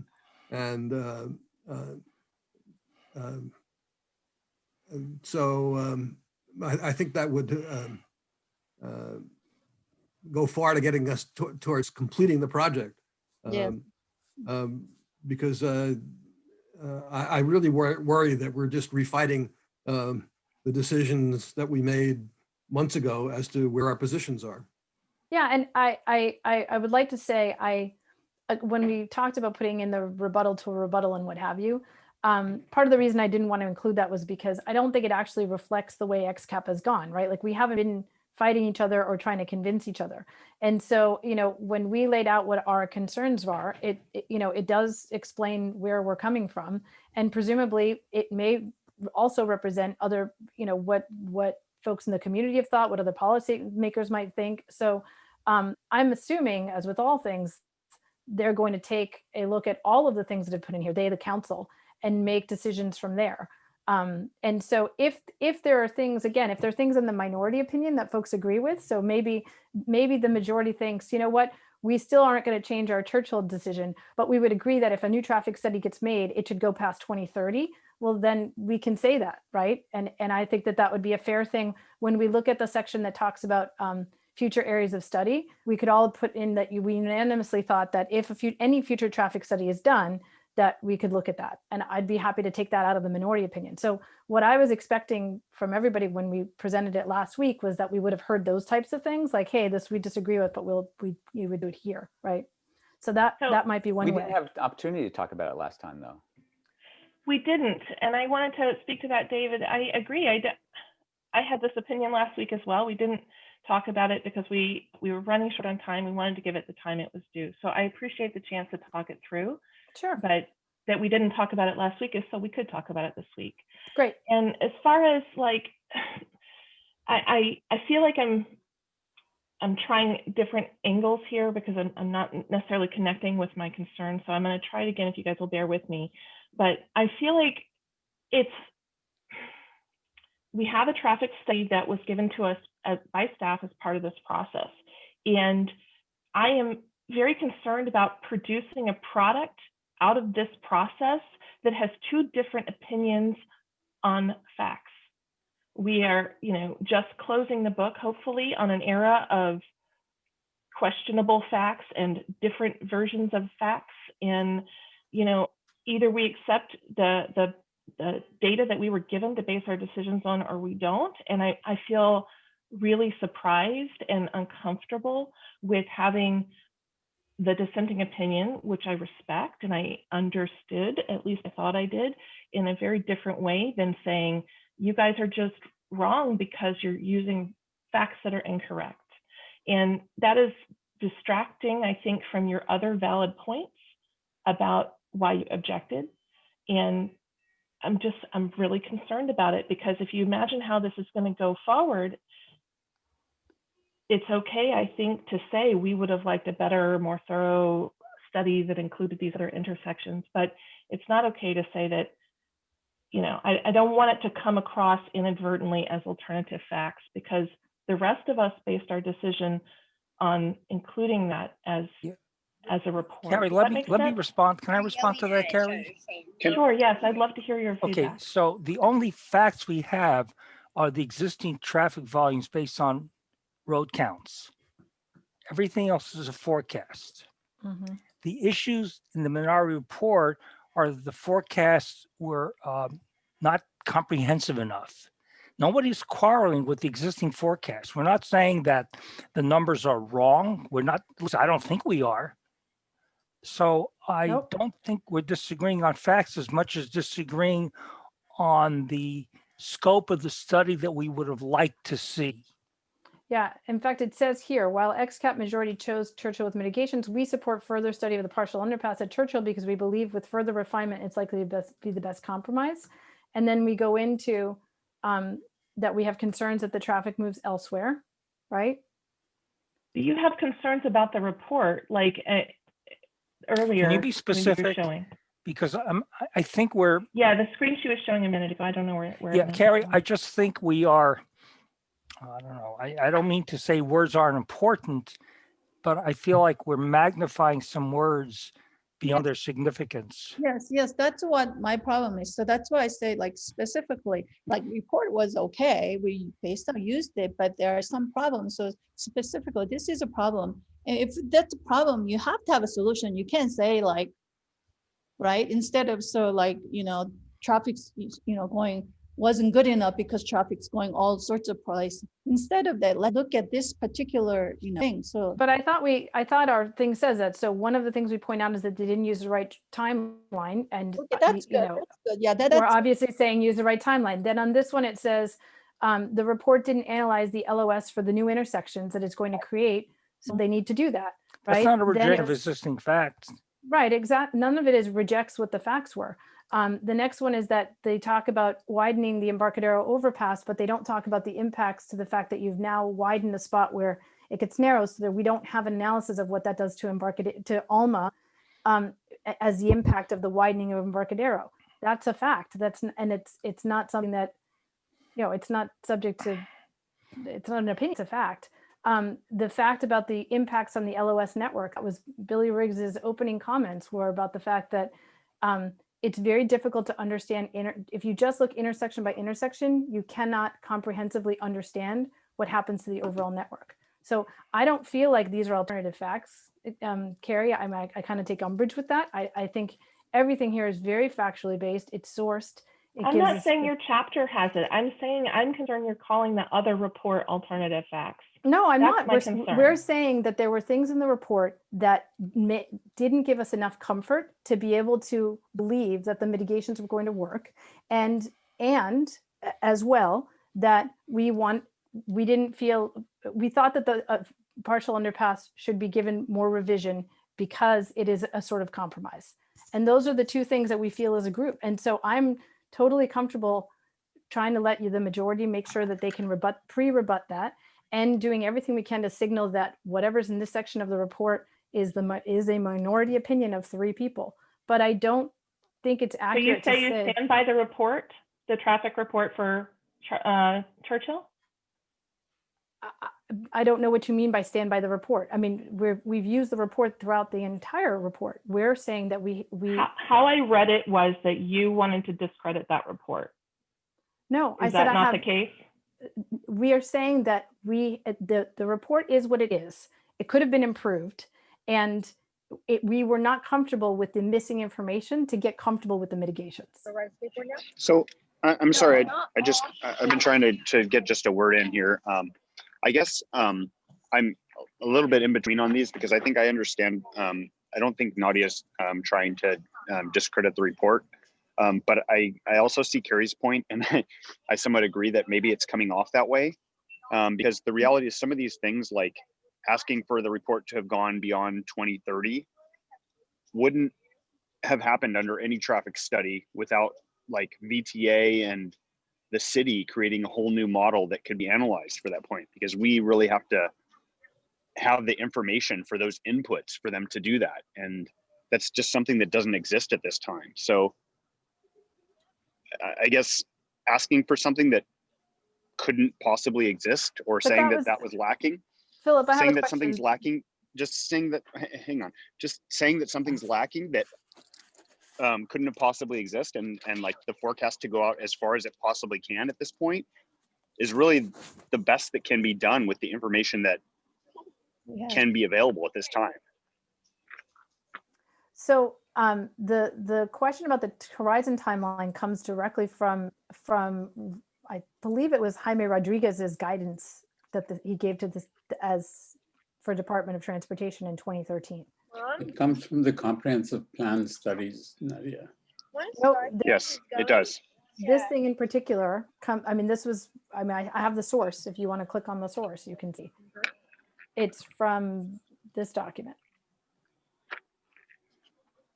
But I mean, look, I'd rather get to like, what's the best structure and what can we do to make everyone comfortable with whatever's in there so that it doesn't, because I hear what Carrie and In-Young are trying to say.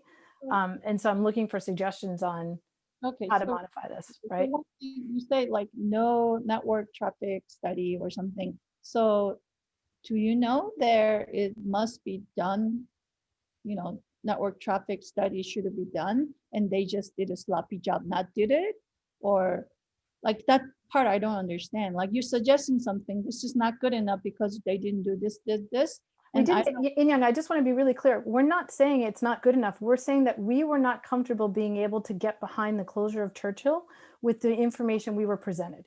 It's very different. Hold on. It's very different. Yeah, but you don't say that though. That's the problem, right? It's like the way you're writing it now creates an implication. Look at what's happening in the XCAP members. Sorry, In-Young, just to say this. It's creating this feeling in this XCAP members that you are, disrespectful of staff and the work they've done, and that you are basically not favoring this traffic report at all, at any, like that's the intensity of the language you've chosen right now and what is happening in us as readers first, of this document. So I hear you. That's like some of the problem that we're seeing here is you're creating this mood, right, with the language, and language is very powerful. We've been really objective in other parts of the document. Here, there's a ton of emotion that's being introduced here. And if you don't watch out for that, you're going to create some feelings that you're saying right now that you didn't intend to actually come out. But it actually is, because all of us are responding to it right now and pushing back on it. Now, you could say all these things in a different way and still get everything across and not be disrespectful to the report, right? It's like not actually introduce things that are not possible, right? It's like if we don't have the data for that, it's like, yeah, we can ask for anything. We can ask for climate change to not happen, and then we could do trenches and tunnels without any risk, right? It's like it's not appropriate to go and speculate at that level, right? To generate this emotion that could create the result that you want. Okay, Dave, let me just say something. I'm not disagreeing with most of the points you made. That is maybe there could have been some initial statements or framing statements to reflect your points.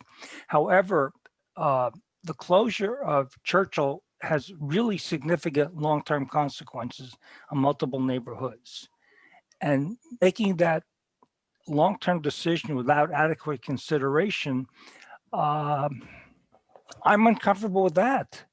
But this is minority position for partial Churchill underpass, right? That's why I crossed it out in my suggestion. It's like, this is not about the partial Churchill underpass, right? There's a couple things in here that's going on. You are saying that the report is not good enough. You're saying that you support the partial underpass, and you're saying that closure mitigations isn't the right thing to do. We didn't say and I'm sorry, just to add on to that, I'm just a little bit of concern about trying to discredit a traffic study from one of the more respected people that do traffic studies in our area is, I don't know, that's a little bit concerning. Arrogant or ignorant. Well, so I mean, Can I say one thing? Yes, please. For me, this wasn't so much for the underpass, but against making a decision. I didn't think we had enough data and enough engineering to make a decision. And if it was just me in a vacuum, I would have said we should keep both options on the table and do more work. Okay, And just, so it's, to me, this is not for the underpass, it's against choosing the closure. So you Yes. say here, And I we did think that not favor reflects the what we closure with said. mitigations. Just saying that in that fourth paragraph, the fourth line, whatever paragraph down, right, implies that you don't want that. so Now the you could say that a different way, like what Keith was saying, that's different, right? Like it Okay. has a different implication, right? So I'm trying to figure out the most efficient way to move forward because I hear all of the emotion and clearly like we've hit a nerve. So that is a good sign that this is not going to work, right? But I'm with you, Keith, because I agree that I in a vacuum I too would say, you know, I'm just not comfortable choosing because I think we're missing information, and I want to be really sensitive.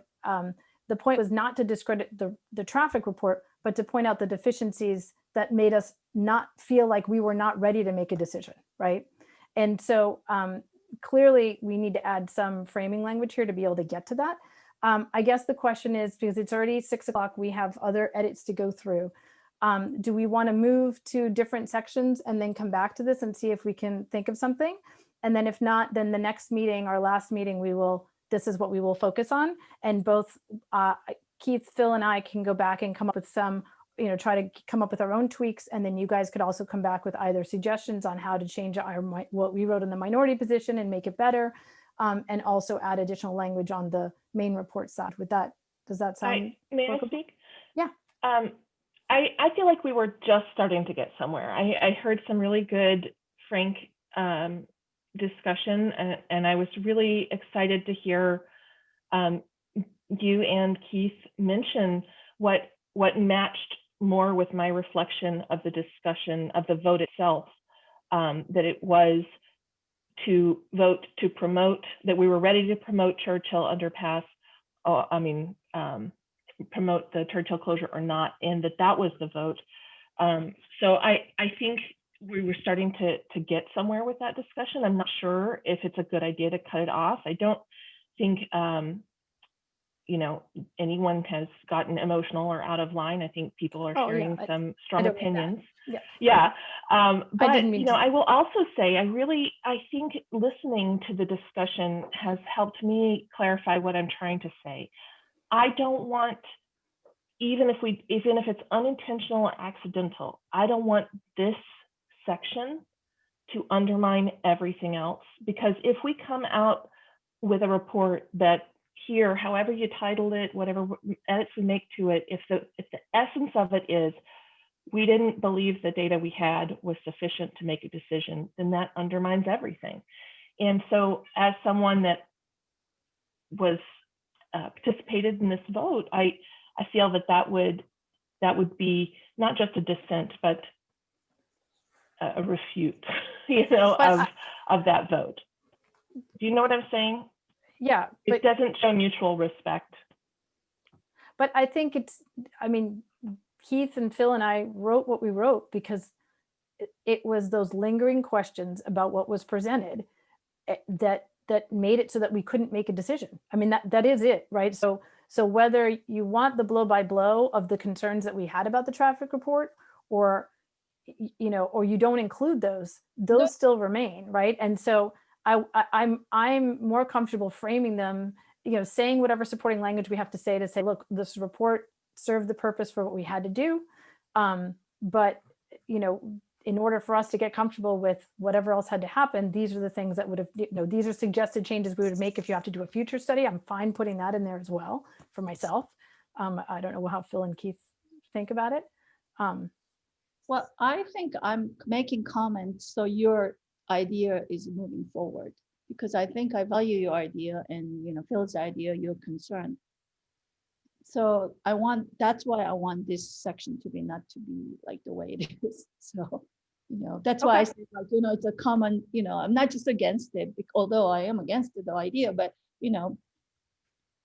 that's why I say some common thing like studies has to be 2035, then maybe that's the fact, then we should move it to somewhere else, and that's what I'm getting. And yeah, Philip Philip, the issue that you raised, I'm interested in hearing more about that. I don't know if you have had a chance to actually see what's in the opinion to understand what we wrote about it. Yeah, no, I read everything. And then Oh, no, I'm asking Philip because Philip made the technical point that the 2030 was not something that's possible. And yet that's something that is in this city staff thing. So it would be helpful if we could get more clarification on that. Because if it's incorrect, I don't want it to be either. So I'd need to look and see what the city staff thing is, but I just have to tell you, you're talking about somebody that was city staff more than like 6 years ago. And I'm not sure what, his opinion, and frankly, they were guidelines issued for the city.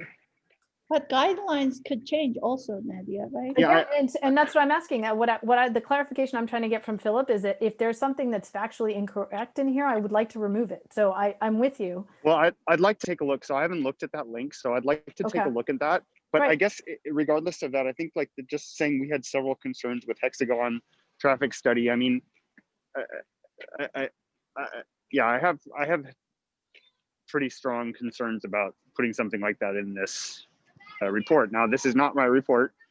Obviously, this is your report, but just noting that, I mean, hexagon is pretty well respected in this field.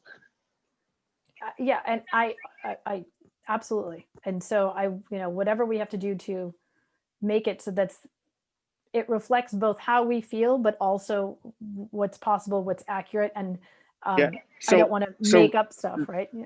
So Ripon and I can look into this document. I'm pretty sure Ripon's looked at it, even though I haven't looked at the attachment. But and we can give you more information about the 2030. But what I can tell you about that is that's as far as we can project anything, because we don't have the inputs to go beyond that. And that's basically requires hiring another consultant to create a model for us to estimate all the volumes and all that stuff at that point. And that's not something that typically when you project out to a certain point, you don't feel that it's very realistic. So okay, so the confidence drops. Just to weigh in. That's right. Nadia, just to weigh in on this issue, what I'm seeing here is it may be too long and a little bit too angry. I think Kerry sort of said it pretty well. It's sort of defensive rather than proposing some really good idea, which it is. So do we want to go? If you guys are game, I'm fine going line by line and having you guys give your thoughts on words that are triggering words or are not helpful. And Phil and Keith and I can vote on them here. I mean, if that's what we want to do, I'm willing to do that now. Or come back once we have more information from staff. Nadia, I mean, as long as this is as several people said, this is really, excuse me, very emotional. Yep. So it may be better if we discuss it as a group rather than try to do it offline. I think it'd be great. I'm going to be back in 1 minute. Sure, no worries. Okay, so are we okay with doing that? We'll edit the minority position here. And Nadia, before we get there, could you, is there some place where the motion is written out? Because as I supported the motion, it was closure with mitigations, but that we ask council to restudy some of those mitigations when we do the downtown section. Yes, and so those are, let's see if I can share it over here. Get the right document. Those are in the majority position. Hold on, did I just reshare the same thing? No, here it is.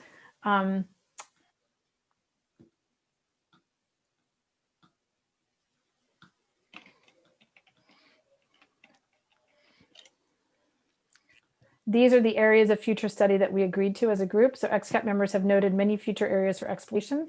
These are the ones that we voted on.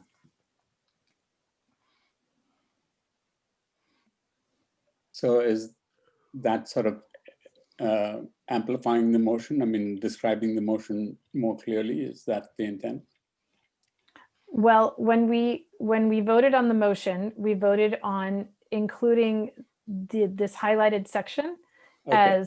as additional study that we thought, in addition to the mitigations, this is Awesome. we recommend. Yep. Nadia, and well, I just Carrie want and to, oops.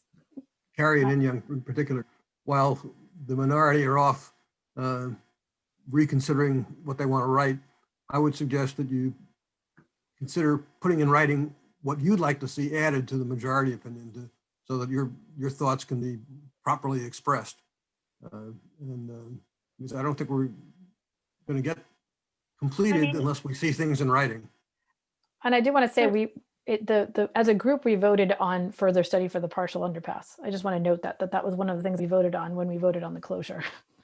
Yeah, So. I remember that too. And I guess I don't have things to add to the majority opinion because I think that's been worked and rehashed and depersonalized and defanged, right? But I think that the other part, it's coming across as it's still very it doesn't reflect my recollection of the vote and the dissent that was provided at the time of the vote. So I'm struggling with that because it feels a lot more dramatic than the vote. It feels a lot more intense, and it feels more polarized. And I think that I didn't experience any of that in our discussion at the time, and I'm seeing that kind of cognitive dissonance of remembering it differently than how I feel when I read it. Yeah. So why don't we get to it? Let's go through line by line and take out anything that seems polarizing or makes it seem, as you called it, fangs. I'm happy to defang. Let's go through there. None of this was meant to be That's just me being fangs. silly. I didn't mean that. It's okay. No, it's okay. So I'll start with a minority position, and I'm with. Let me make sure I'm in track changes mode before I start putzing with this thing. Nadia, this is not a good use of time. Phil's suggestion that you guys. No, Phil suggested we do it while we're all here. That's what he suggested. No, well, somebody suggested that the three of you work offline. I did, and Carrie and Phil both said they thought we were getting to good stuff, and we're all here, so we might as well do this now. Did I get that right, Phil and Carrie? I don't care if we edit here or offline. What I was saying was I thought the discussion we were having when you asked if we should move on, I wasn't ready to move on because I thought we were getting somewhere. That's not the same as sure. Okay. Wanting to edit together. I don't care where we do it. I'm happy to participate at any time. I'll do whatever the group wants to do. I'm happy to do this offline because I think it might be more efficient, but I think doing it offline is better. It's I more think efficient. we're certainly, I think, the challenge for you guys is there's 3 of us and 6 of you. And so you'll have to figure out for Brown Act reasons how you guys buddy up to be able to provide your edits so that, yeah. Could we do one thing though, before we split up? I just want to know exactly what you're trying to get across, because what Keith said is great, but it's not what's coming across in what's written now. So could we just hear from the minority what it is exactly do you want to get across? Is it I hate Churchill, or I really want the partial underpass, or I hate the traffic study? Or is it what Keith says, you know what, I really couldn't decide? Sure. Phil, you want to go first? Well, I've already said that I feel like there's not enough there's not enough information. With all due respect to the issues around the modeling, and by the way, I do respect modeling issues. This is long-term consequences. That all said, I'm also personally uncomfortable with the idea of shifting the costs, the traffic load costs from one neighborhood to another. There's neighborhood equity issues here. And without a further study to demonstrate that those costs aren't that significant, that makes me very uncomfortable. If we could demonstrate that those costs are manageable and not that great, then sure, maybe this is a good alternative. Well, Phil, but isn't that precisely what Hexagon has said in their proposals for the mitigations? Well, no, they just said to do that, but I think the fact that the time horizon is only 2030 makes me, and I'll speak as a modeling kind of guy here, very uncomfortable. So what kind of, I mean, that's what I initially said from the beginning, like, what would you like to see? Instead of, I'm not comfortable 2000, okay, so one fact is we get traffic projection for 2023. You said that the traffic load management, if, there is other suggestion, you have to spell it out. You can't say, do another one and they come up with another one and you don't like it, then you can say, oh, I don't like it, You have to be specific. Yeah, on my side, I sort of am like Phil. I'm a little bit uncomfortable with using, I've always been uncomfortable with using 2030 data to do a project that will last 100 years, but that's the best we have. And so that we had to deal with it. Now, do we have a more ambiguous projection? We could do a more less certain projection for much later, much longer, but we don't have that now. And I think that might be a good idea to do. It's a very difficult projection because who knows what happens with autonomous vehicles and how that works and all that stuff. But I've been uncomfortable with 2030, but that's the best data we had. So I don't think we should complain about that. We should maybe, yeah, sorry, Tony. And it's not just the autonomous vehicles, because that is huge, but it's also like what development is going to occur, where jobs are going to be, what's going to happen with, right. I mean, even there's near-term issues with like remote work, taking prevalence and stuff like that. So it's really hard to project very far on. Hey, I asked the question not to, sorry. Just not to debate what the opinions, what the directions were at this point. I just wanted to hear, and maybe hopefully the three minority folks can work out to our benefit exactly what they want to say in this thing. So I don't want to debate what they say and invalidate that right now. Thanks, Dave. To me, the most important thing is that the most important thing is that down the road, someone's going to pick this up and they're going to want to revisit it. And they're going to say, what was the reasoning? And what made you uncomfortable? And this is, to me, this is a document for someone down the road. That's the way I view this section. Maybe people disagree with that. Keith, can you also just speak a little bit to why you voted the way you did? I thought that the underpass hadn't been worked enough, and I was worried about the traffic studies because the people up in Barcadero were going to get more traffic, and that their LOS predictions are very rough, and it was too much of a jump for me to say there's not going to be a problem. Okay. And so I will piggyback on those two comments. And I just to be super clear, I think our position has always been, so I appreciate your suggested edit, Dave, of taking out the 4 partial underpass, because I think our problem has always been, well, gee, we'd like more work on the partial underpass because we think it's a better compromise. But we also still have concerns about the traffic issues. For me particularly, I was struggling with the fact that it doesn't explain for us what the network impacts are overall on all the routes that I think are important. I'm not so hung up on the how far out, because I totally appreciate the modeling issues. And if Philip can come back and explain that that's not actually staff's position anymore, I will just say I'm fine to take that piece out of it, because this again came from comments that were presented by by members of the public, which I thought were compelling, and we never really got an answer to because we just didn't discuss it. I think the idea of adding the 2030 data is in what we've learned or lessons learned or future studies. But I think it's an important issue that even if you drop it from your description, it should be somewhere. Okay. So just a note, sorry, I'm going to jump a little bit.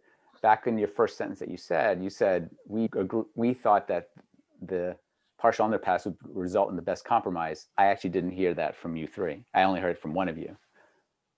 Okay, fair enough. So that's a great edit to.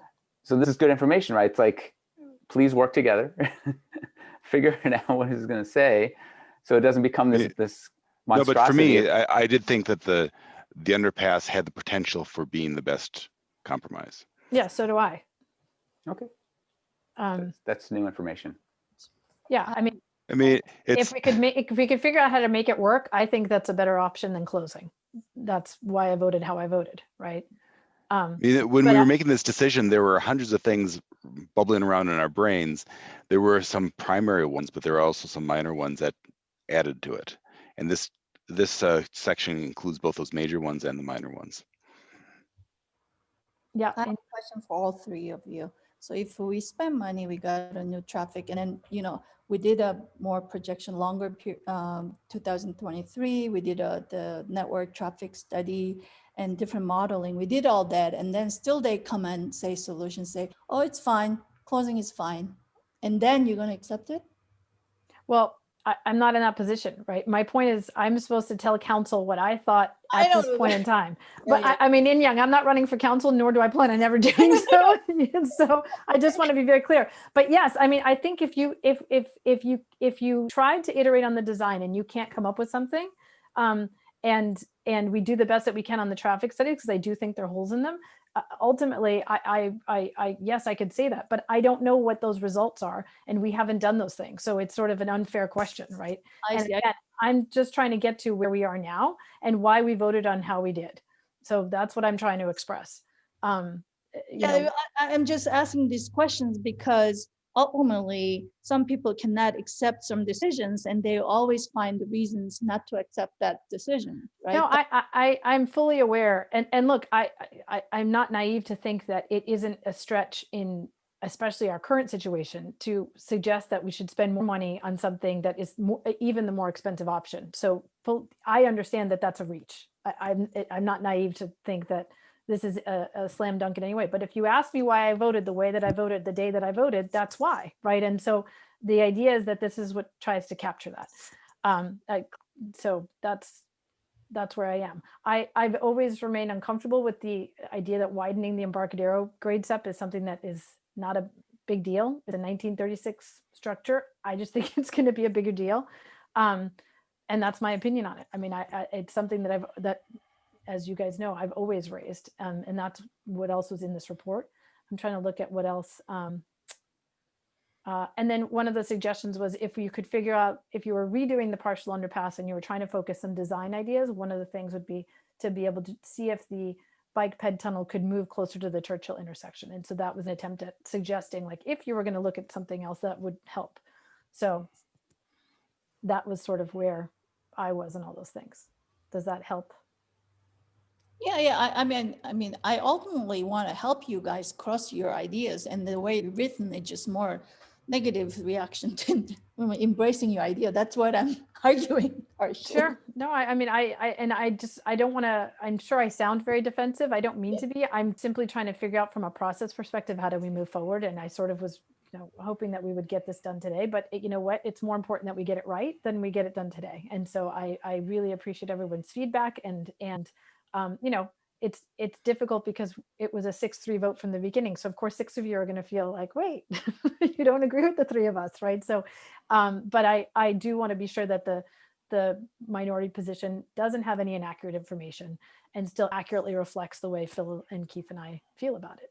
But I kind of like Larry's idea, you just have your tone. Maybe that's what it need to be reflected.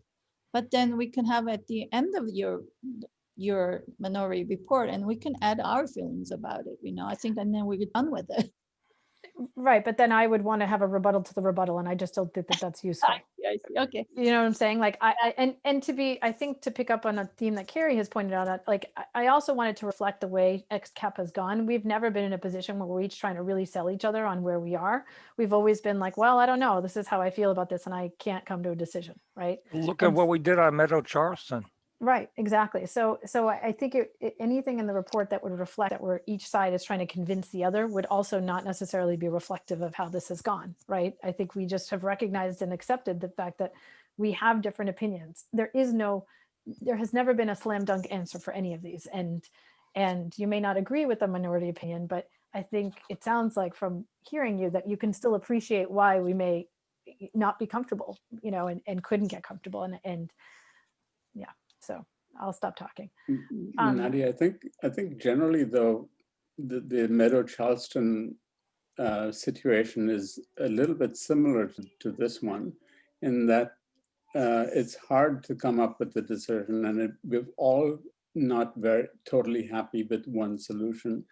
It's a time in the design process that that you have this kind of situation where different people have different feelings and opinions and so on, and it needs another layer of design process in order to take those dissensions and incorporate it into one solution that everyone's happy with. And this is the normal process, just to say that. Thank you. And I think that's kind of where I've been a little frustrated with our whole report, is that at this stage in the process, we don't know everything, and we can't know everything, and we'll never know everything. And I feel like we're saying, well, we don't know everything, so we can't make a decision. There's not much we can do about that, but it's probably worth keeping in mind. Thanks. I think the permanence of the closure of Churchill is what makes it so that I feel like we really have to make sure that we've explored all the options we can at a given point before making such a final decision, in my opinion. Because it's not that it's one thing to say, yes, you're choosing to build something and you made a decision. This is final, like you close and that's sort of it. I also wanted to say that if you ask me right now, should we do all of the mitigations that were suggested as part of the Churchill closure today? I would say yes, because there's a lot of improvements in there that we need now. So I have a question. So you say closure is permanent, but you build the underpass, you can get rid of underpass and you can close again? What do you mean if you put it underpass? Closure is permanent, that's where you have a concern. But let's say we decided underpass, we build the underpass. You think at some point we get rid of underpass and we can close again? No, I mean, obviously, once you've closed and built an underpass, you've closed. What I'm saying is you can't go back and then decide, no, you know what, now we want a viaduct and we want to reopen the road underneath that.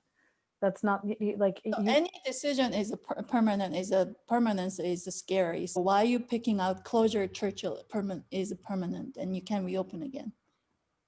Because that's part of the reason why I voted that I'm not comfortable doing so yet, because I don't think we've explored all the options. For me, the fact that it completely cuts off a traffic path, that's much different than the others where you still have that same traffic path.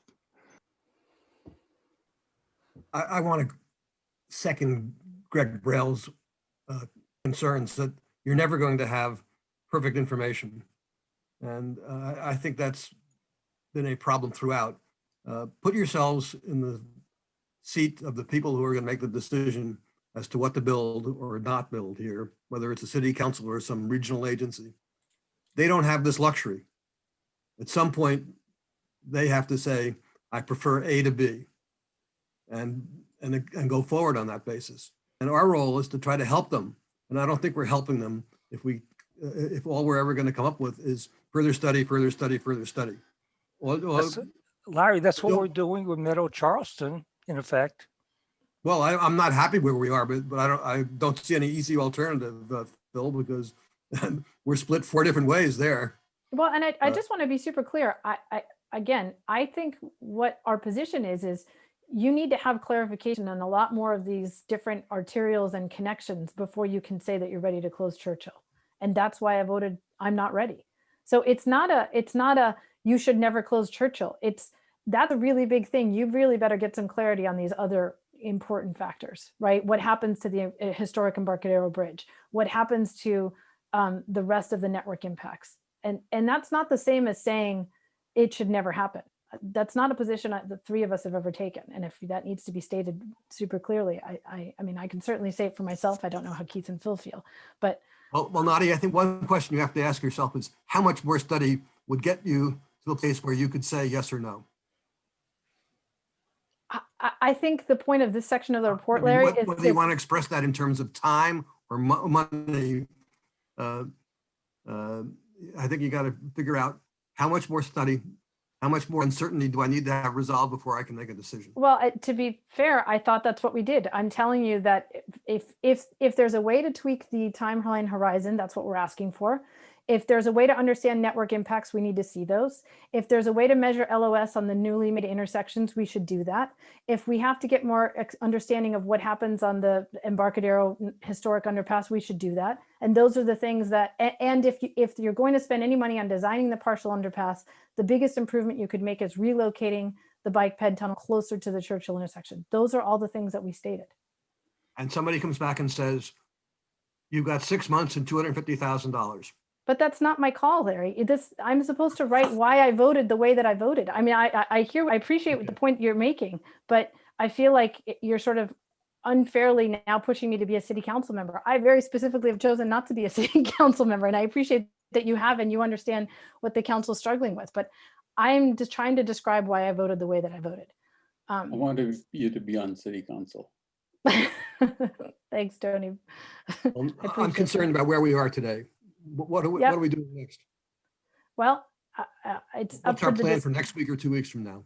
Well, so I propose that we take this part offline. We break off into 3 groups. Me, Keith, Phil, and I can attempt to fix or to change our, I don't want to say fix, attempt to change our minority opinion and see if we can make it more palatable and make the group more comfortable. And separately, I think the 6 of you should break off into whatever groups you choose. And you can come back with either your own suggestions for tweaks to the minority opinion or additional rebuttals that you want to include in the main report. I'd like to be in your group. I couldn't hear you. I'd like to be in the group with Nadia. Oh, thank you. But I think you can't be because the minority has to be together. I mean, you guys have already been working together. Don't you think you need to hear from other people at this point? Well, I'll leave it up to Phil and Keith, whatever. I mean, I'm open to having the groups. However, I just assumed that the minority would have to regroup because we have to agree. Otherwise, then we're breaking off. We might have 3 different sets of recommendations and then we come back and then Phil and Keith and I have to sort of get on the same page. Well, hear me out. Here's my thought. I think you guys have already put down what you feel.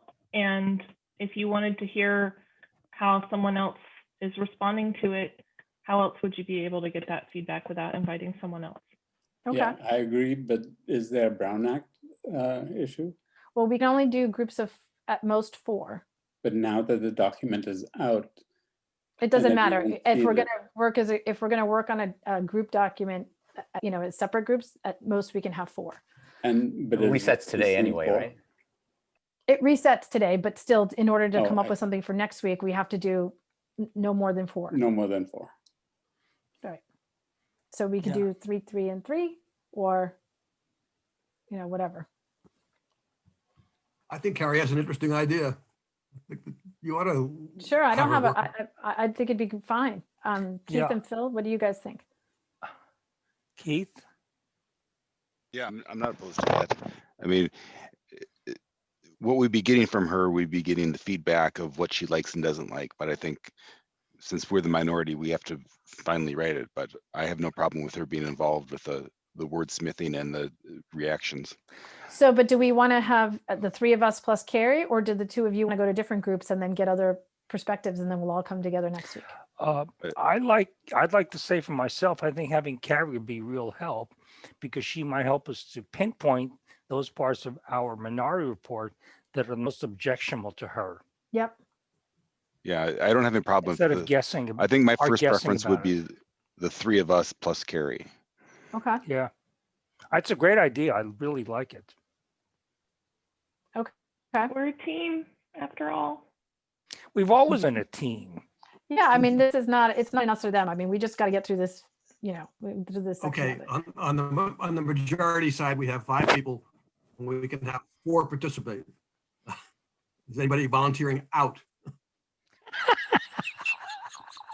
It's like Survivor. Who's not doing the challenge? Yeah, I don't really need to spend more time on this. I've got work is keeping me plenty busy.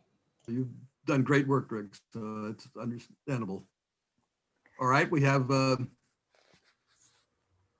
we reserve the right that we might be able to drag you back in if necessary, if somebody drops out. Okay, so it's Larry, Okay, Dave. we have our. Let me just make note of this. So it's In Young and Tony. What? Oh, In Young, Tony, and who? and Dave and Larry are working on edits. And then Carrie is going to join the minority to help us defang. Okay. I don't like these. Trademark. I said that so facetiously. I was trying to be funny, trying to bring some levity here. Okay. All right. So let's see if we can power through some of the rest of this and kind of get us, see, that way we can just save the rest of this for the next meeting. I did want to note on the bottom of the minority opinion is a blurb that I wrote for Tony's other minority opinion, which I've shared with him already.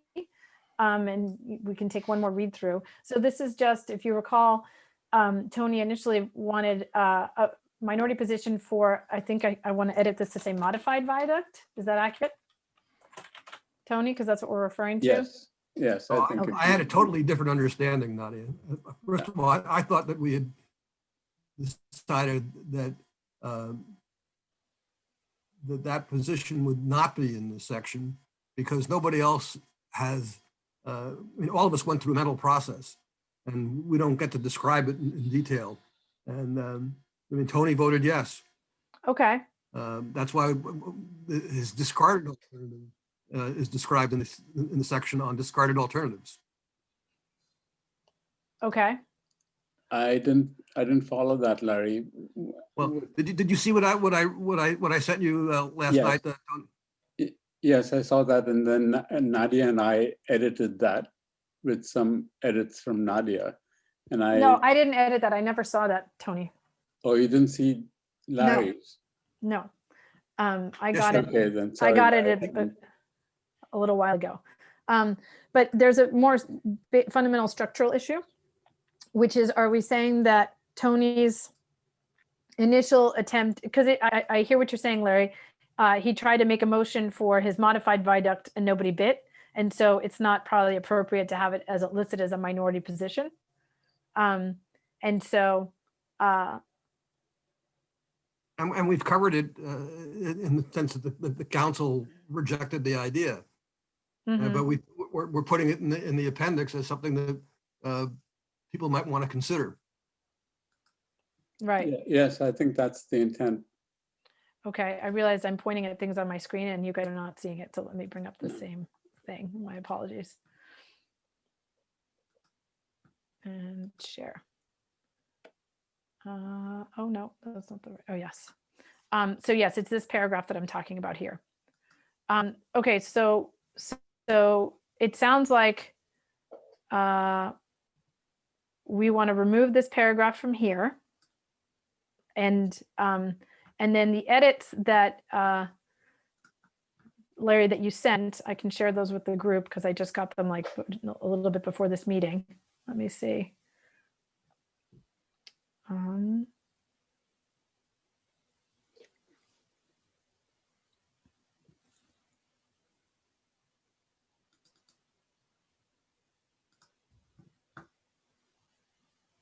Oh, you know what? I don't think I have them here. Hold on.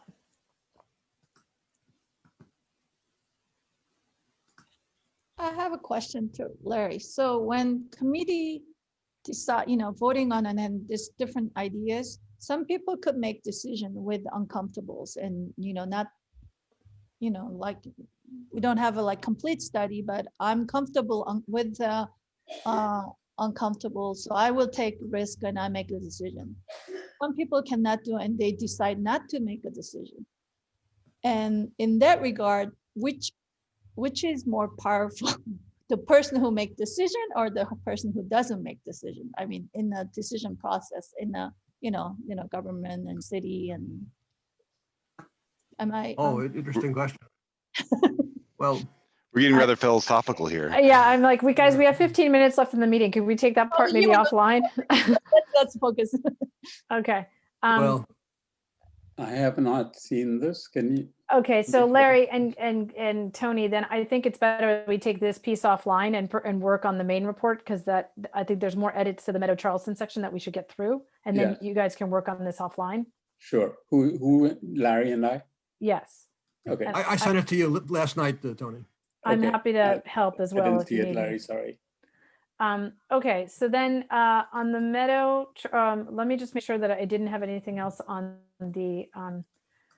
on the Churchill section. Hold on, let me share screen.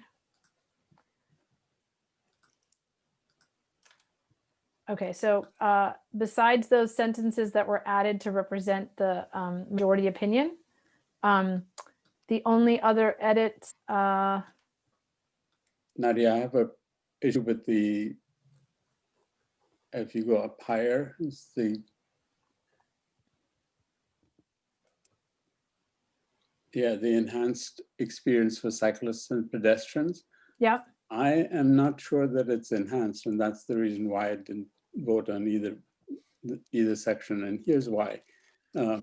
It's a, well, hold on a second. Tony, this section is the position of the majority as to why they voted as a majority. So as a member of the majority, you're saying you object to this section?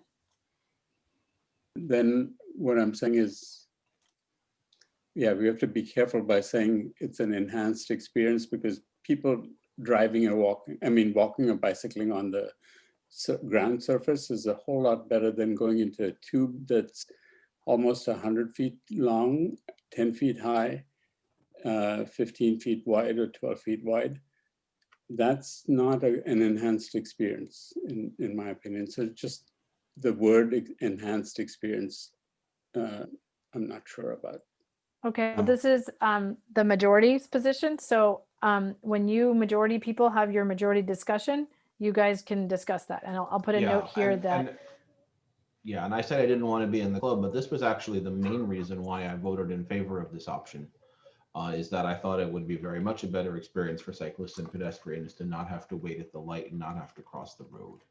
So I don't know how to resolve that, but it's important to me that we say something like this.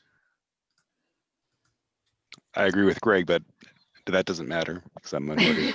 Yeah, exactly. Well, I mean, it is the reason, to be fair, why 7 of us voted for option number 2. But Tony, you and Phil were the ones who abstained. So correct, yes. That's why that's coming up for you. And so you guys in the majority may decide whether you want to put a note that Tony abstained from this part of the comments or whatever. I don't know. I'll let you guys know.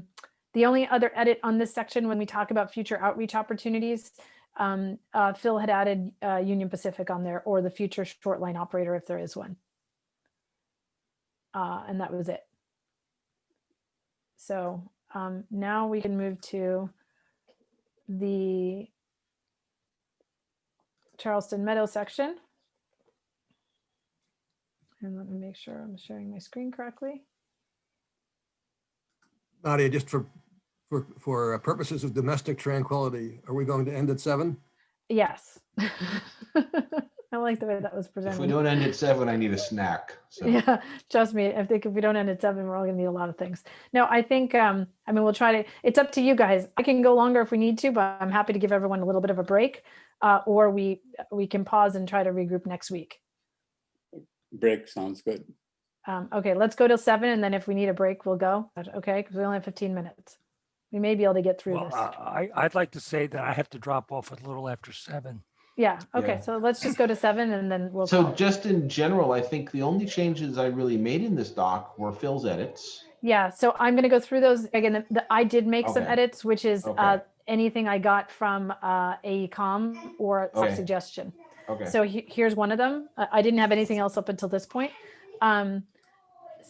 I deleted this sentence, which you can see in the comments, and I changed it to say this, which was the part about how the underpass may or may not be the only alternative that isn't impacted by 4 tracks. And so I just tweaked that sentence to say that way. Okay. Yeah, I'm definitely okay with maybe. The next one is. Right, yeah, Phil had a comment that was question mark, and I didn't know what he meant. Yeah, Phil, do you want to speak to this? This is wildlife safety across the tracks? Yeah, I mean, how do you get wildlife safely across the tracks? They swim in the creek. In the creek? Yeah. Yeah. But what happens? You're talking about things like deer or even fish, ducklings. Yeah. I only know this because in the regulatory approval section, one of the groups of regulatory approvals are the fish and wildlife people. Right. Yeah. I mean, again, you know, I find it hard to believe that there are fish in those creeks since there's usually not water in those creeks. But one of the things that needs to be shown to make a change to the creek is how it will affect the fish. Right. And Oh, it will be added as conditions to the permit when regulatory bodies review those. Yeah. okay, Phil, am I okay deleting this comment? Yeah, delete it. Okay, great. Moving on, that's just a linkage point. But fishing and game need to be involved in the. If for I- trench, yes, for anything that touches the creeks. I think that's why it's in there, yeah. Yeah, well, there's a section that talks about that. I just changed, I don't like the word takings, so I put property Okay. acquisitions. It's fine. And then same thing here. And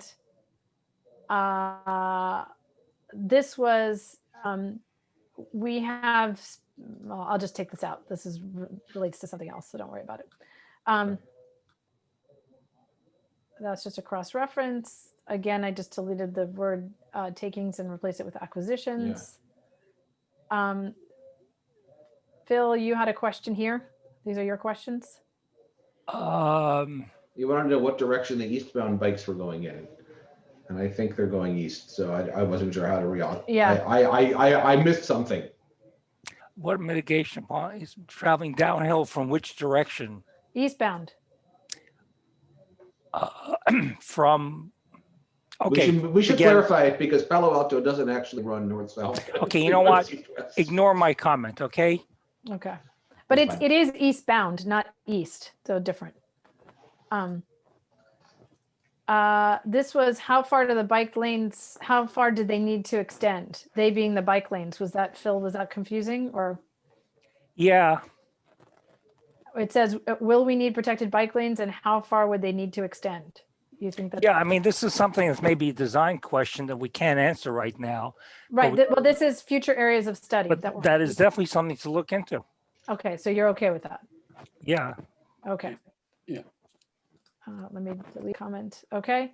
And then this section is still in Greg's section, but I think this is what went into the appendix. Yes, Keith? Yeah, I'm a little unconfused. I got confused with what was happening here, so I didn't touch it. Okay, you can Okay. delete that.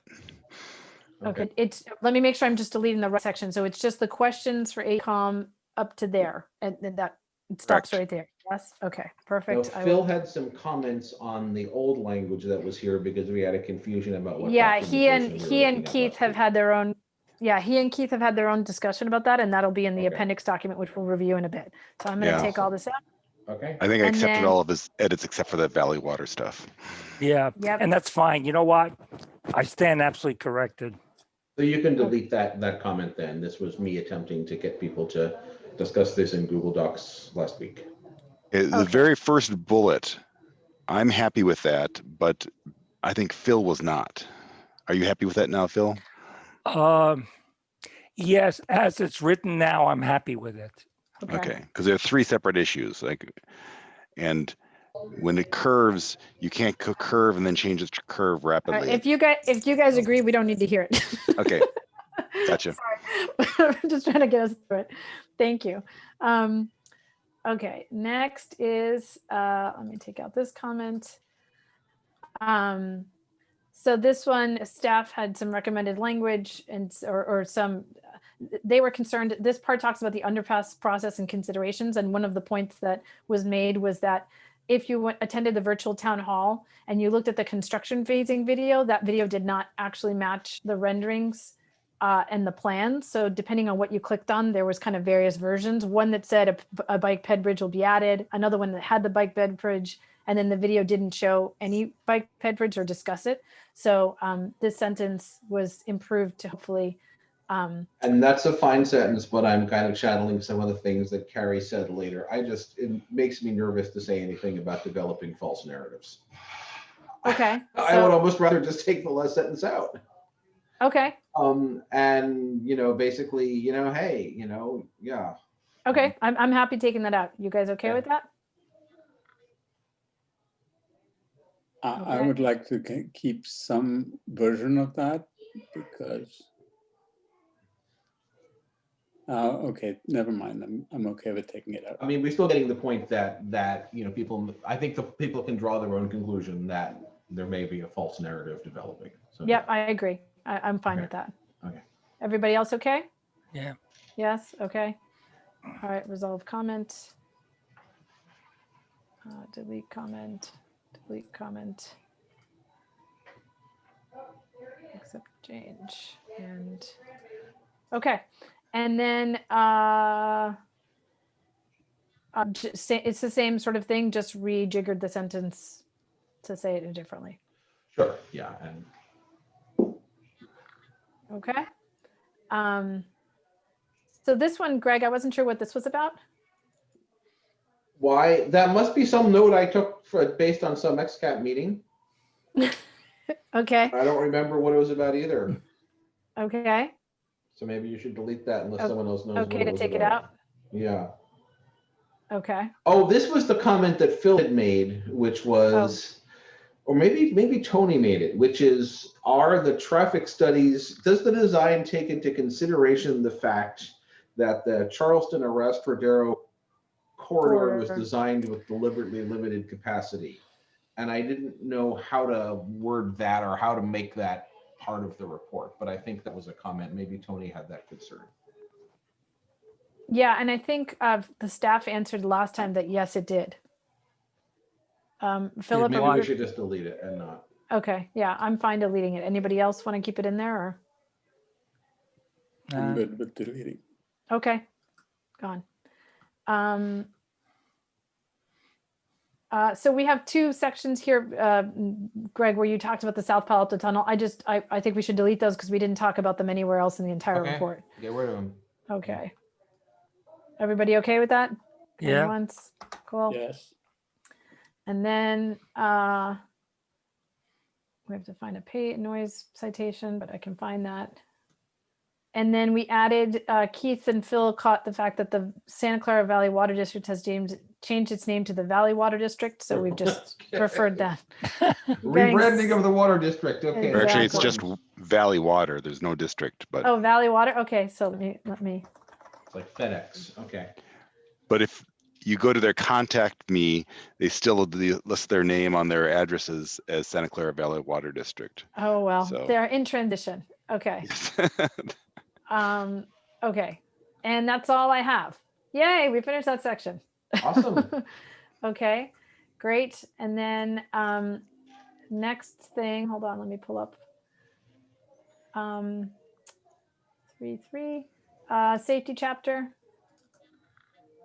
The only thing that changed was I added one sentence that I want to make sure the group is okay with.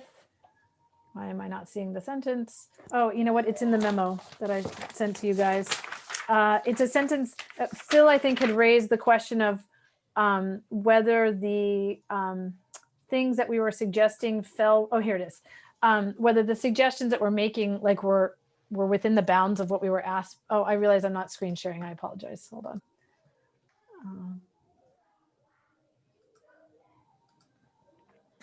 This is within the safety section. And then we have that the recommendations were made by Pat Lau. And I added a sentence that says these suggestions are for the council's consideration in future design development as they go, hold on. They go beyond the level of design detail available for XCAP at this time. Is everyone okay with that? I mean, isn't that the case for half of what's in our report? Yeah, but this is specifically, it's like down to fencing, and you should have cameras and stuff that, like, where they're not anywhere near that level of design detail. And so I think, you know, the point is that it may not even be the next level of design. It may be like 3 levels of design from here. Yeah. Yeah. It was important to Pat that we get that in there. So if it's fine, if you want to say that.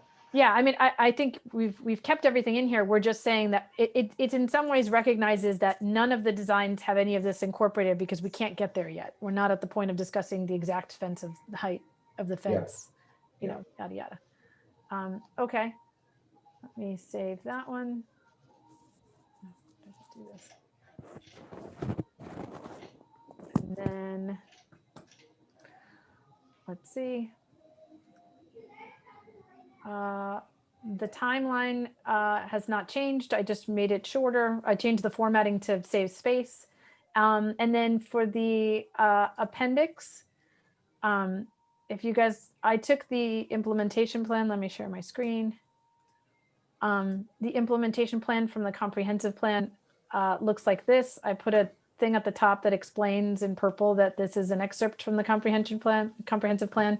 And then just to kind of fast forward, whenever there was something that I thought might be relevant to grade separations, I highlighted it and, so that they can consider it. Like this one says, identify priority street improvements that can make a substantial contribution to the character of centers, such as widening sidewalks, yada, yada. So anything that basically talks about anything that could have been touched in a grade separation project, I went through and highlighted, including, there's a whole section on grade separations and whatnot.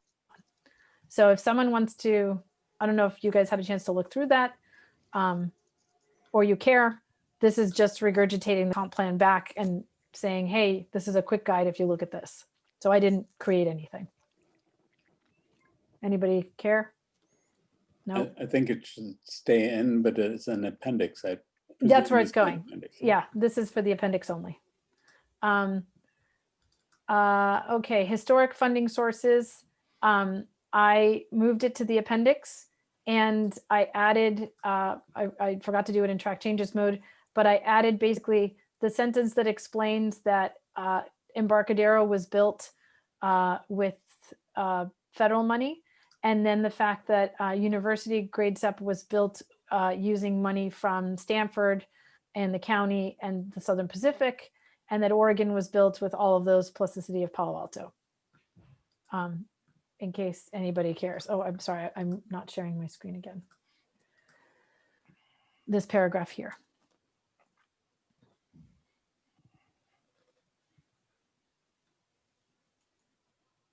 Everybody okay with that? Yes, I'm okay. Okay, great. And stop. And then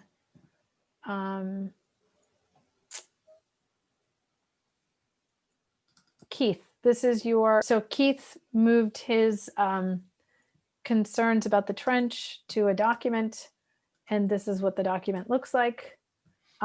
This has not been shared with the group. He sent it to me before the meeting, so. This is like 95% the same of what you just deleted. Okay. All I went through is I went through the slides and said, what did I say verbally when we talked about this that wasn't in the slides? And so there's a couple things that I've changed, but the content is exactly the same as it was last time. Okay, so Keith, could I, since we are definitely going to have another meeting, could you just send this to the group so everyone else can take a look at it? So send it to Sarah and have her send it to out, Sarah, and so she can send it to the group. Okay, we'll do. Okay, and then I believe that's all I have. Historic funding sources. Oh no, one more. Let me share my screen again.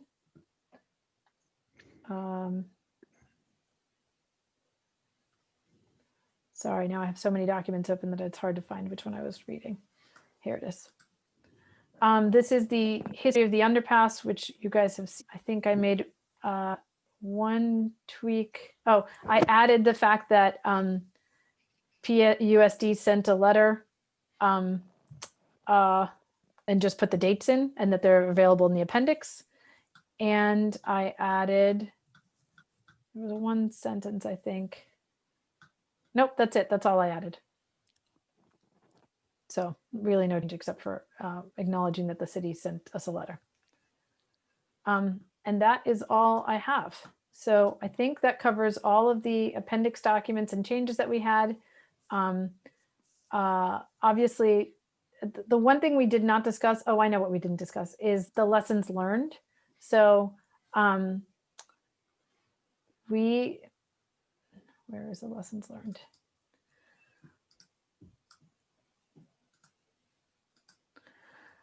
We had agreed to have this lesson. It's recommendations for policymakers and lessons learned. And I did go through. I added one sentence to say that I included that thing in the appendix with the implementation plan, and then I fixed the names of PAUSD and the Bicycle Advisory Committee to spell out what it is. I fixed the fact that if you need groundwater analysis anywhere you have an underpass, whether it's the partial underpass or the Meadow Charleston underpass.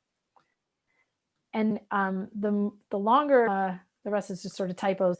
The more substantive stuff is we have sections on the different alternatives. And so I basically tried to copy paste from what was in the Churchill alternatives. And this is basically when we voted on the mitigations, the areas for future study, I just copy and pasted in here so that now it's like technical recommendations of alternative and it has the more technical things. And then for the viaduct, I took questions that we had about technical things that appeared in the Meadow Charleston section and also copied it over here. And I usable space. This all is basically an exact copy paste. The only one that is not a copy paste where I basically shortened the points was on the trench. So Keith, since we're going to go over to another week, you in particular should I just took all the questions that you had and made them statements like explore or identify. And that's what this is. So for next week, if y'all could look at the lessons learned one. Let's see it. It's, I don't know what number it is on the agenda. Item letter F, the attachment F. That's the only one that has had some substantive changes that you're going to want to take a peek at. Okay, I'll look at that. You and everybody else. I mean the group at large, because I copy pasted from each of the sections, but you want to make sure that I got it right and didn't screw it up. And then I did change on the Meadow Underpass section. I clarified something that Ripon pointed out, that the language was confusing about what we were actually saying. And so I tweaked that one as well. So those are my substantive edits.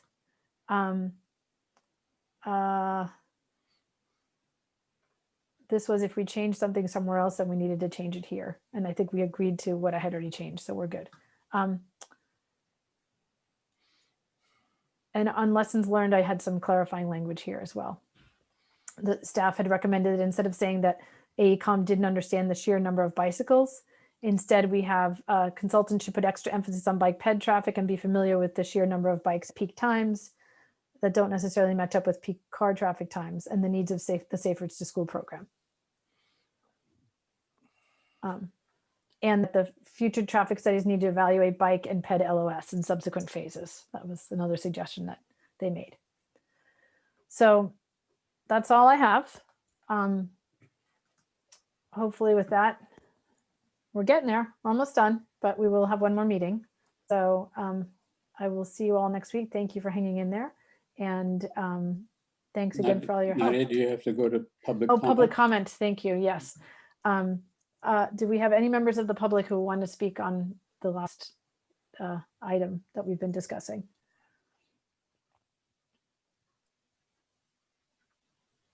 Okay. Silence is golden. Yes, seeing none. Those who didn't, if you have any comments, I'm okay if the group is okay with carrying over public comment for next week, since we held it to the very end of the meeting and we threw a lot of information at everybody. Is everyone okay continuing this part of the item basically till next week? Is that okay? Yep. Okay. Larry, is that procedurally correct? Sorry? Is it procedurally correct to be able to continue this item to next week? So if people want to keep sure. this portion of public comment No open? question. Okay, Yes, just yes. want to make sure I got that right. I'm learning. It's each meeting, I'm learning. So, okay, all right, guys, thank you so much. With that, I think we're out. And then obviously, as soon as you can get with your groups, Carrie, Keith, Phil, and I will figure out a time when we can talk. And thanks again for all your help, everybody. Happy Inauguration Day. Happy Inauguration Day. Bye.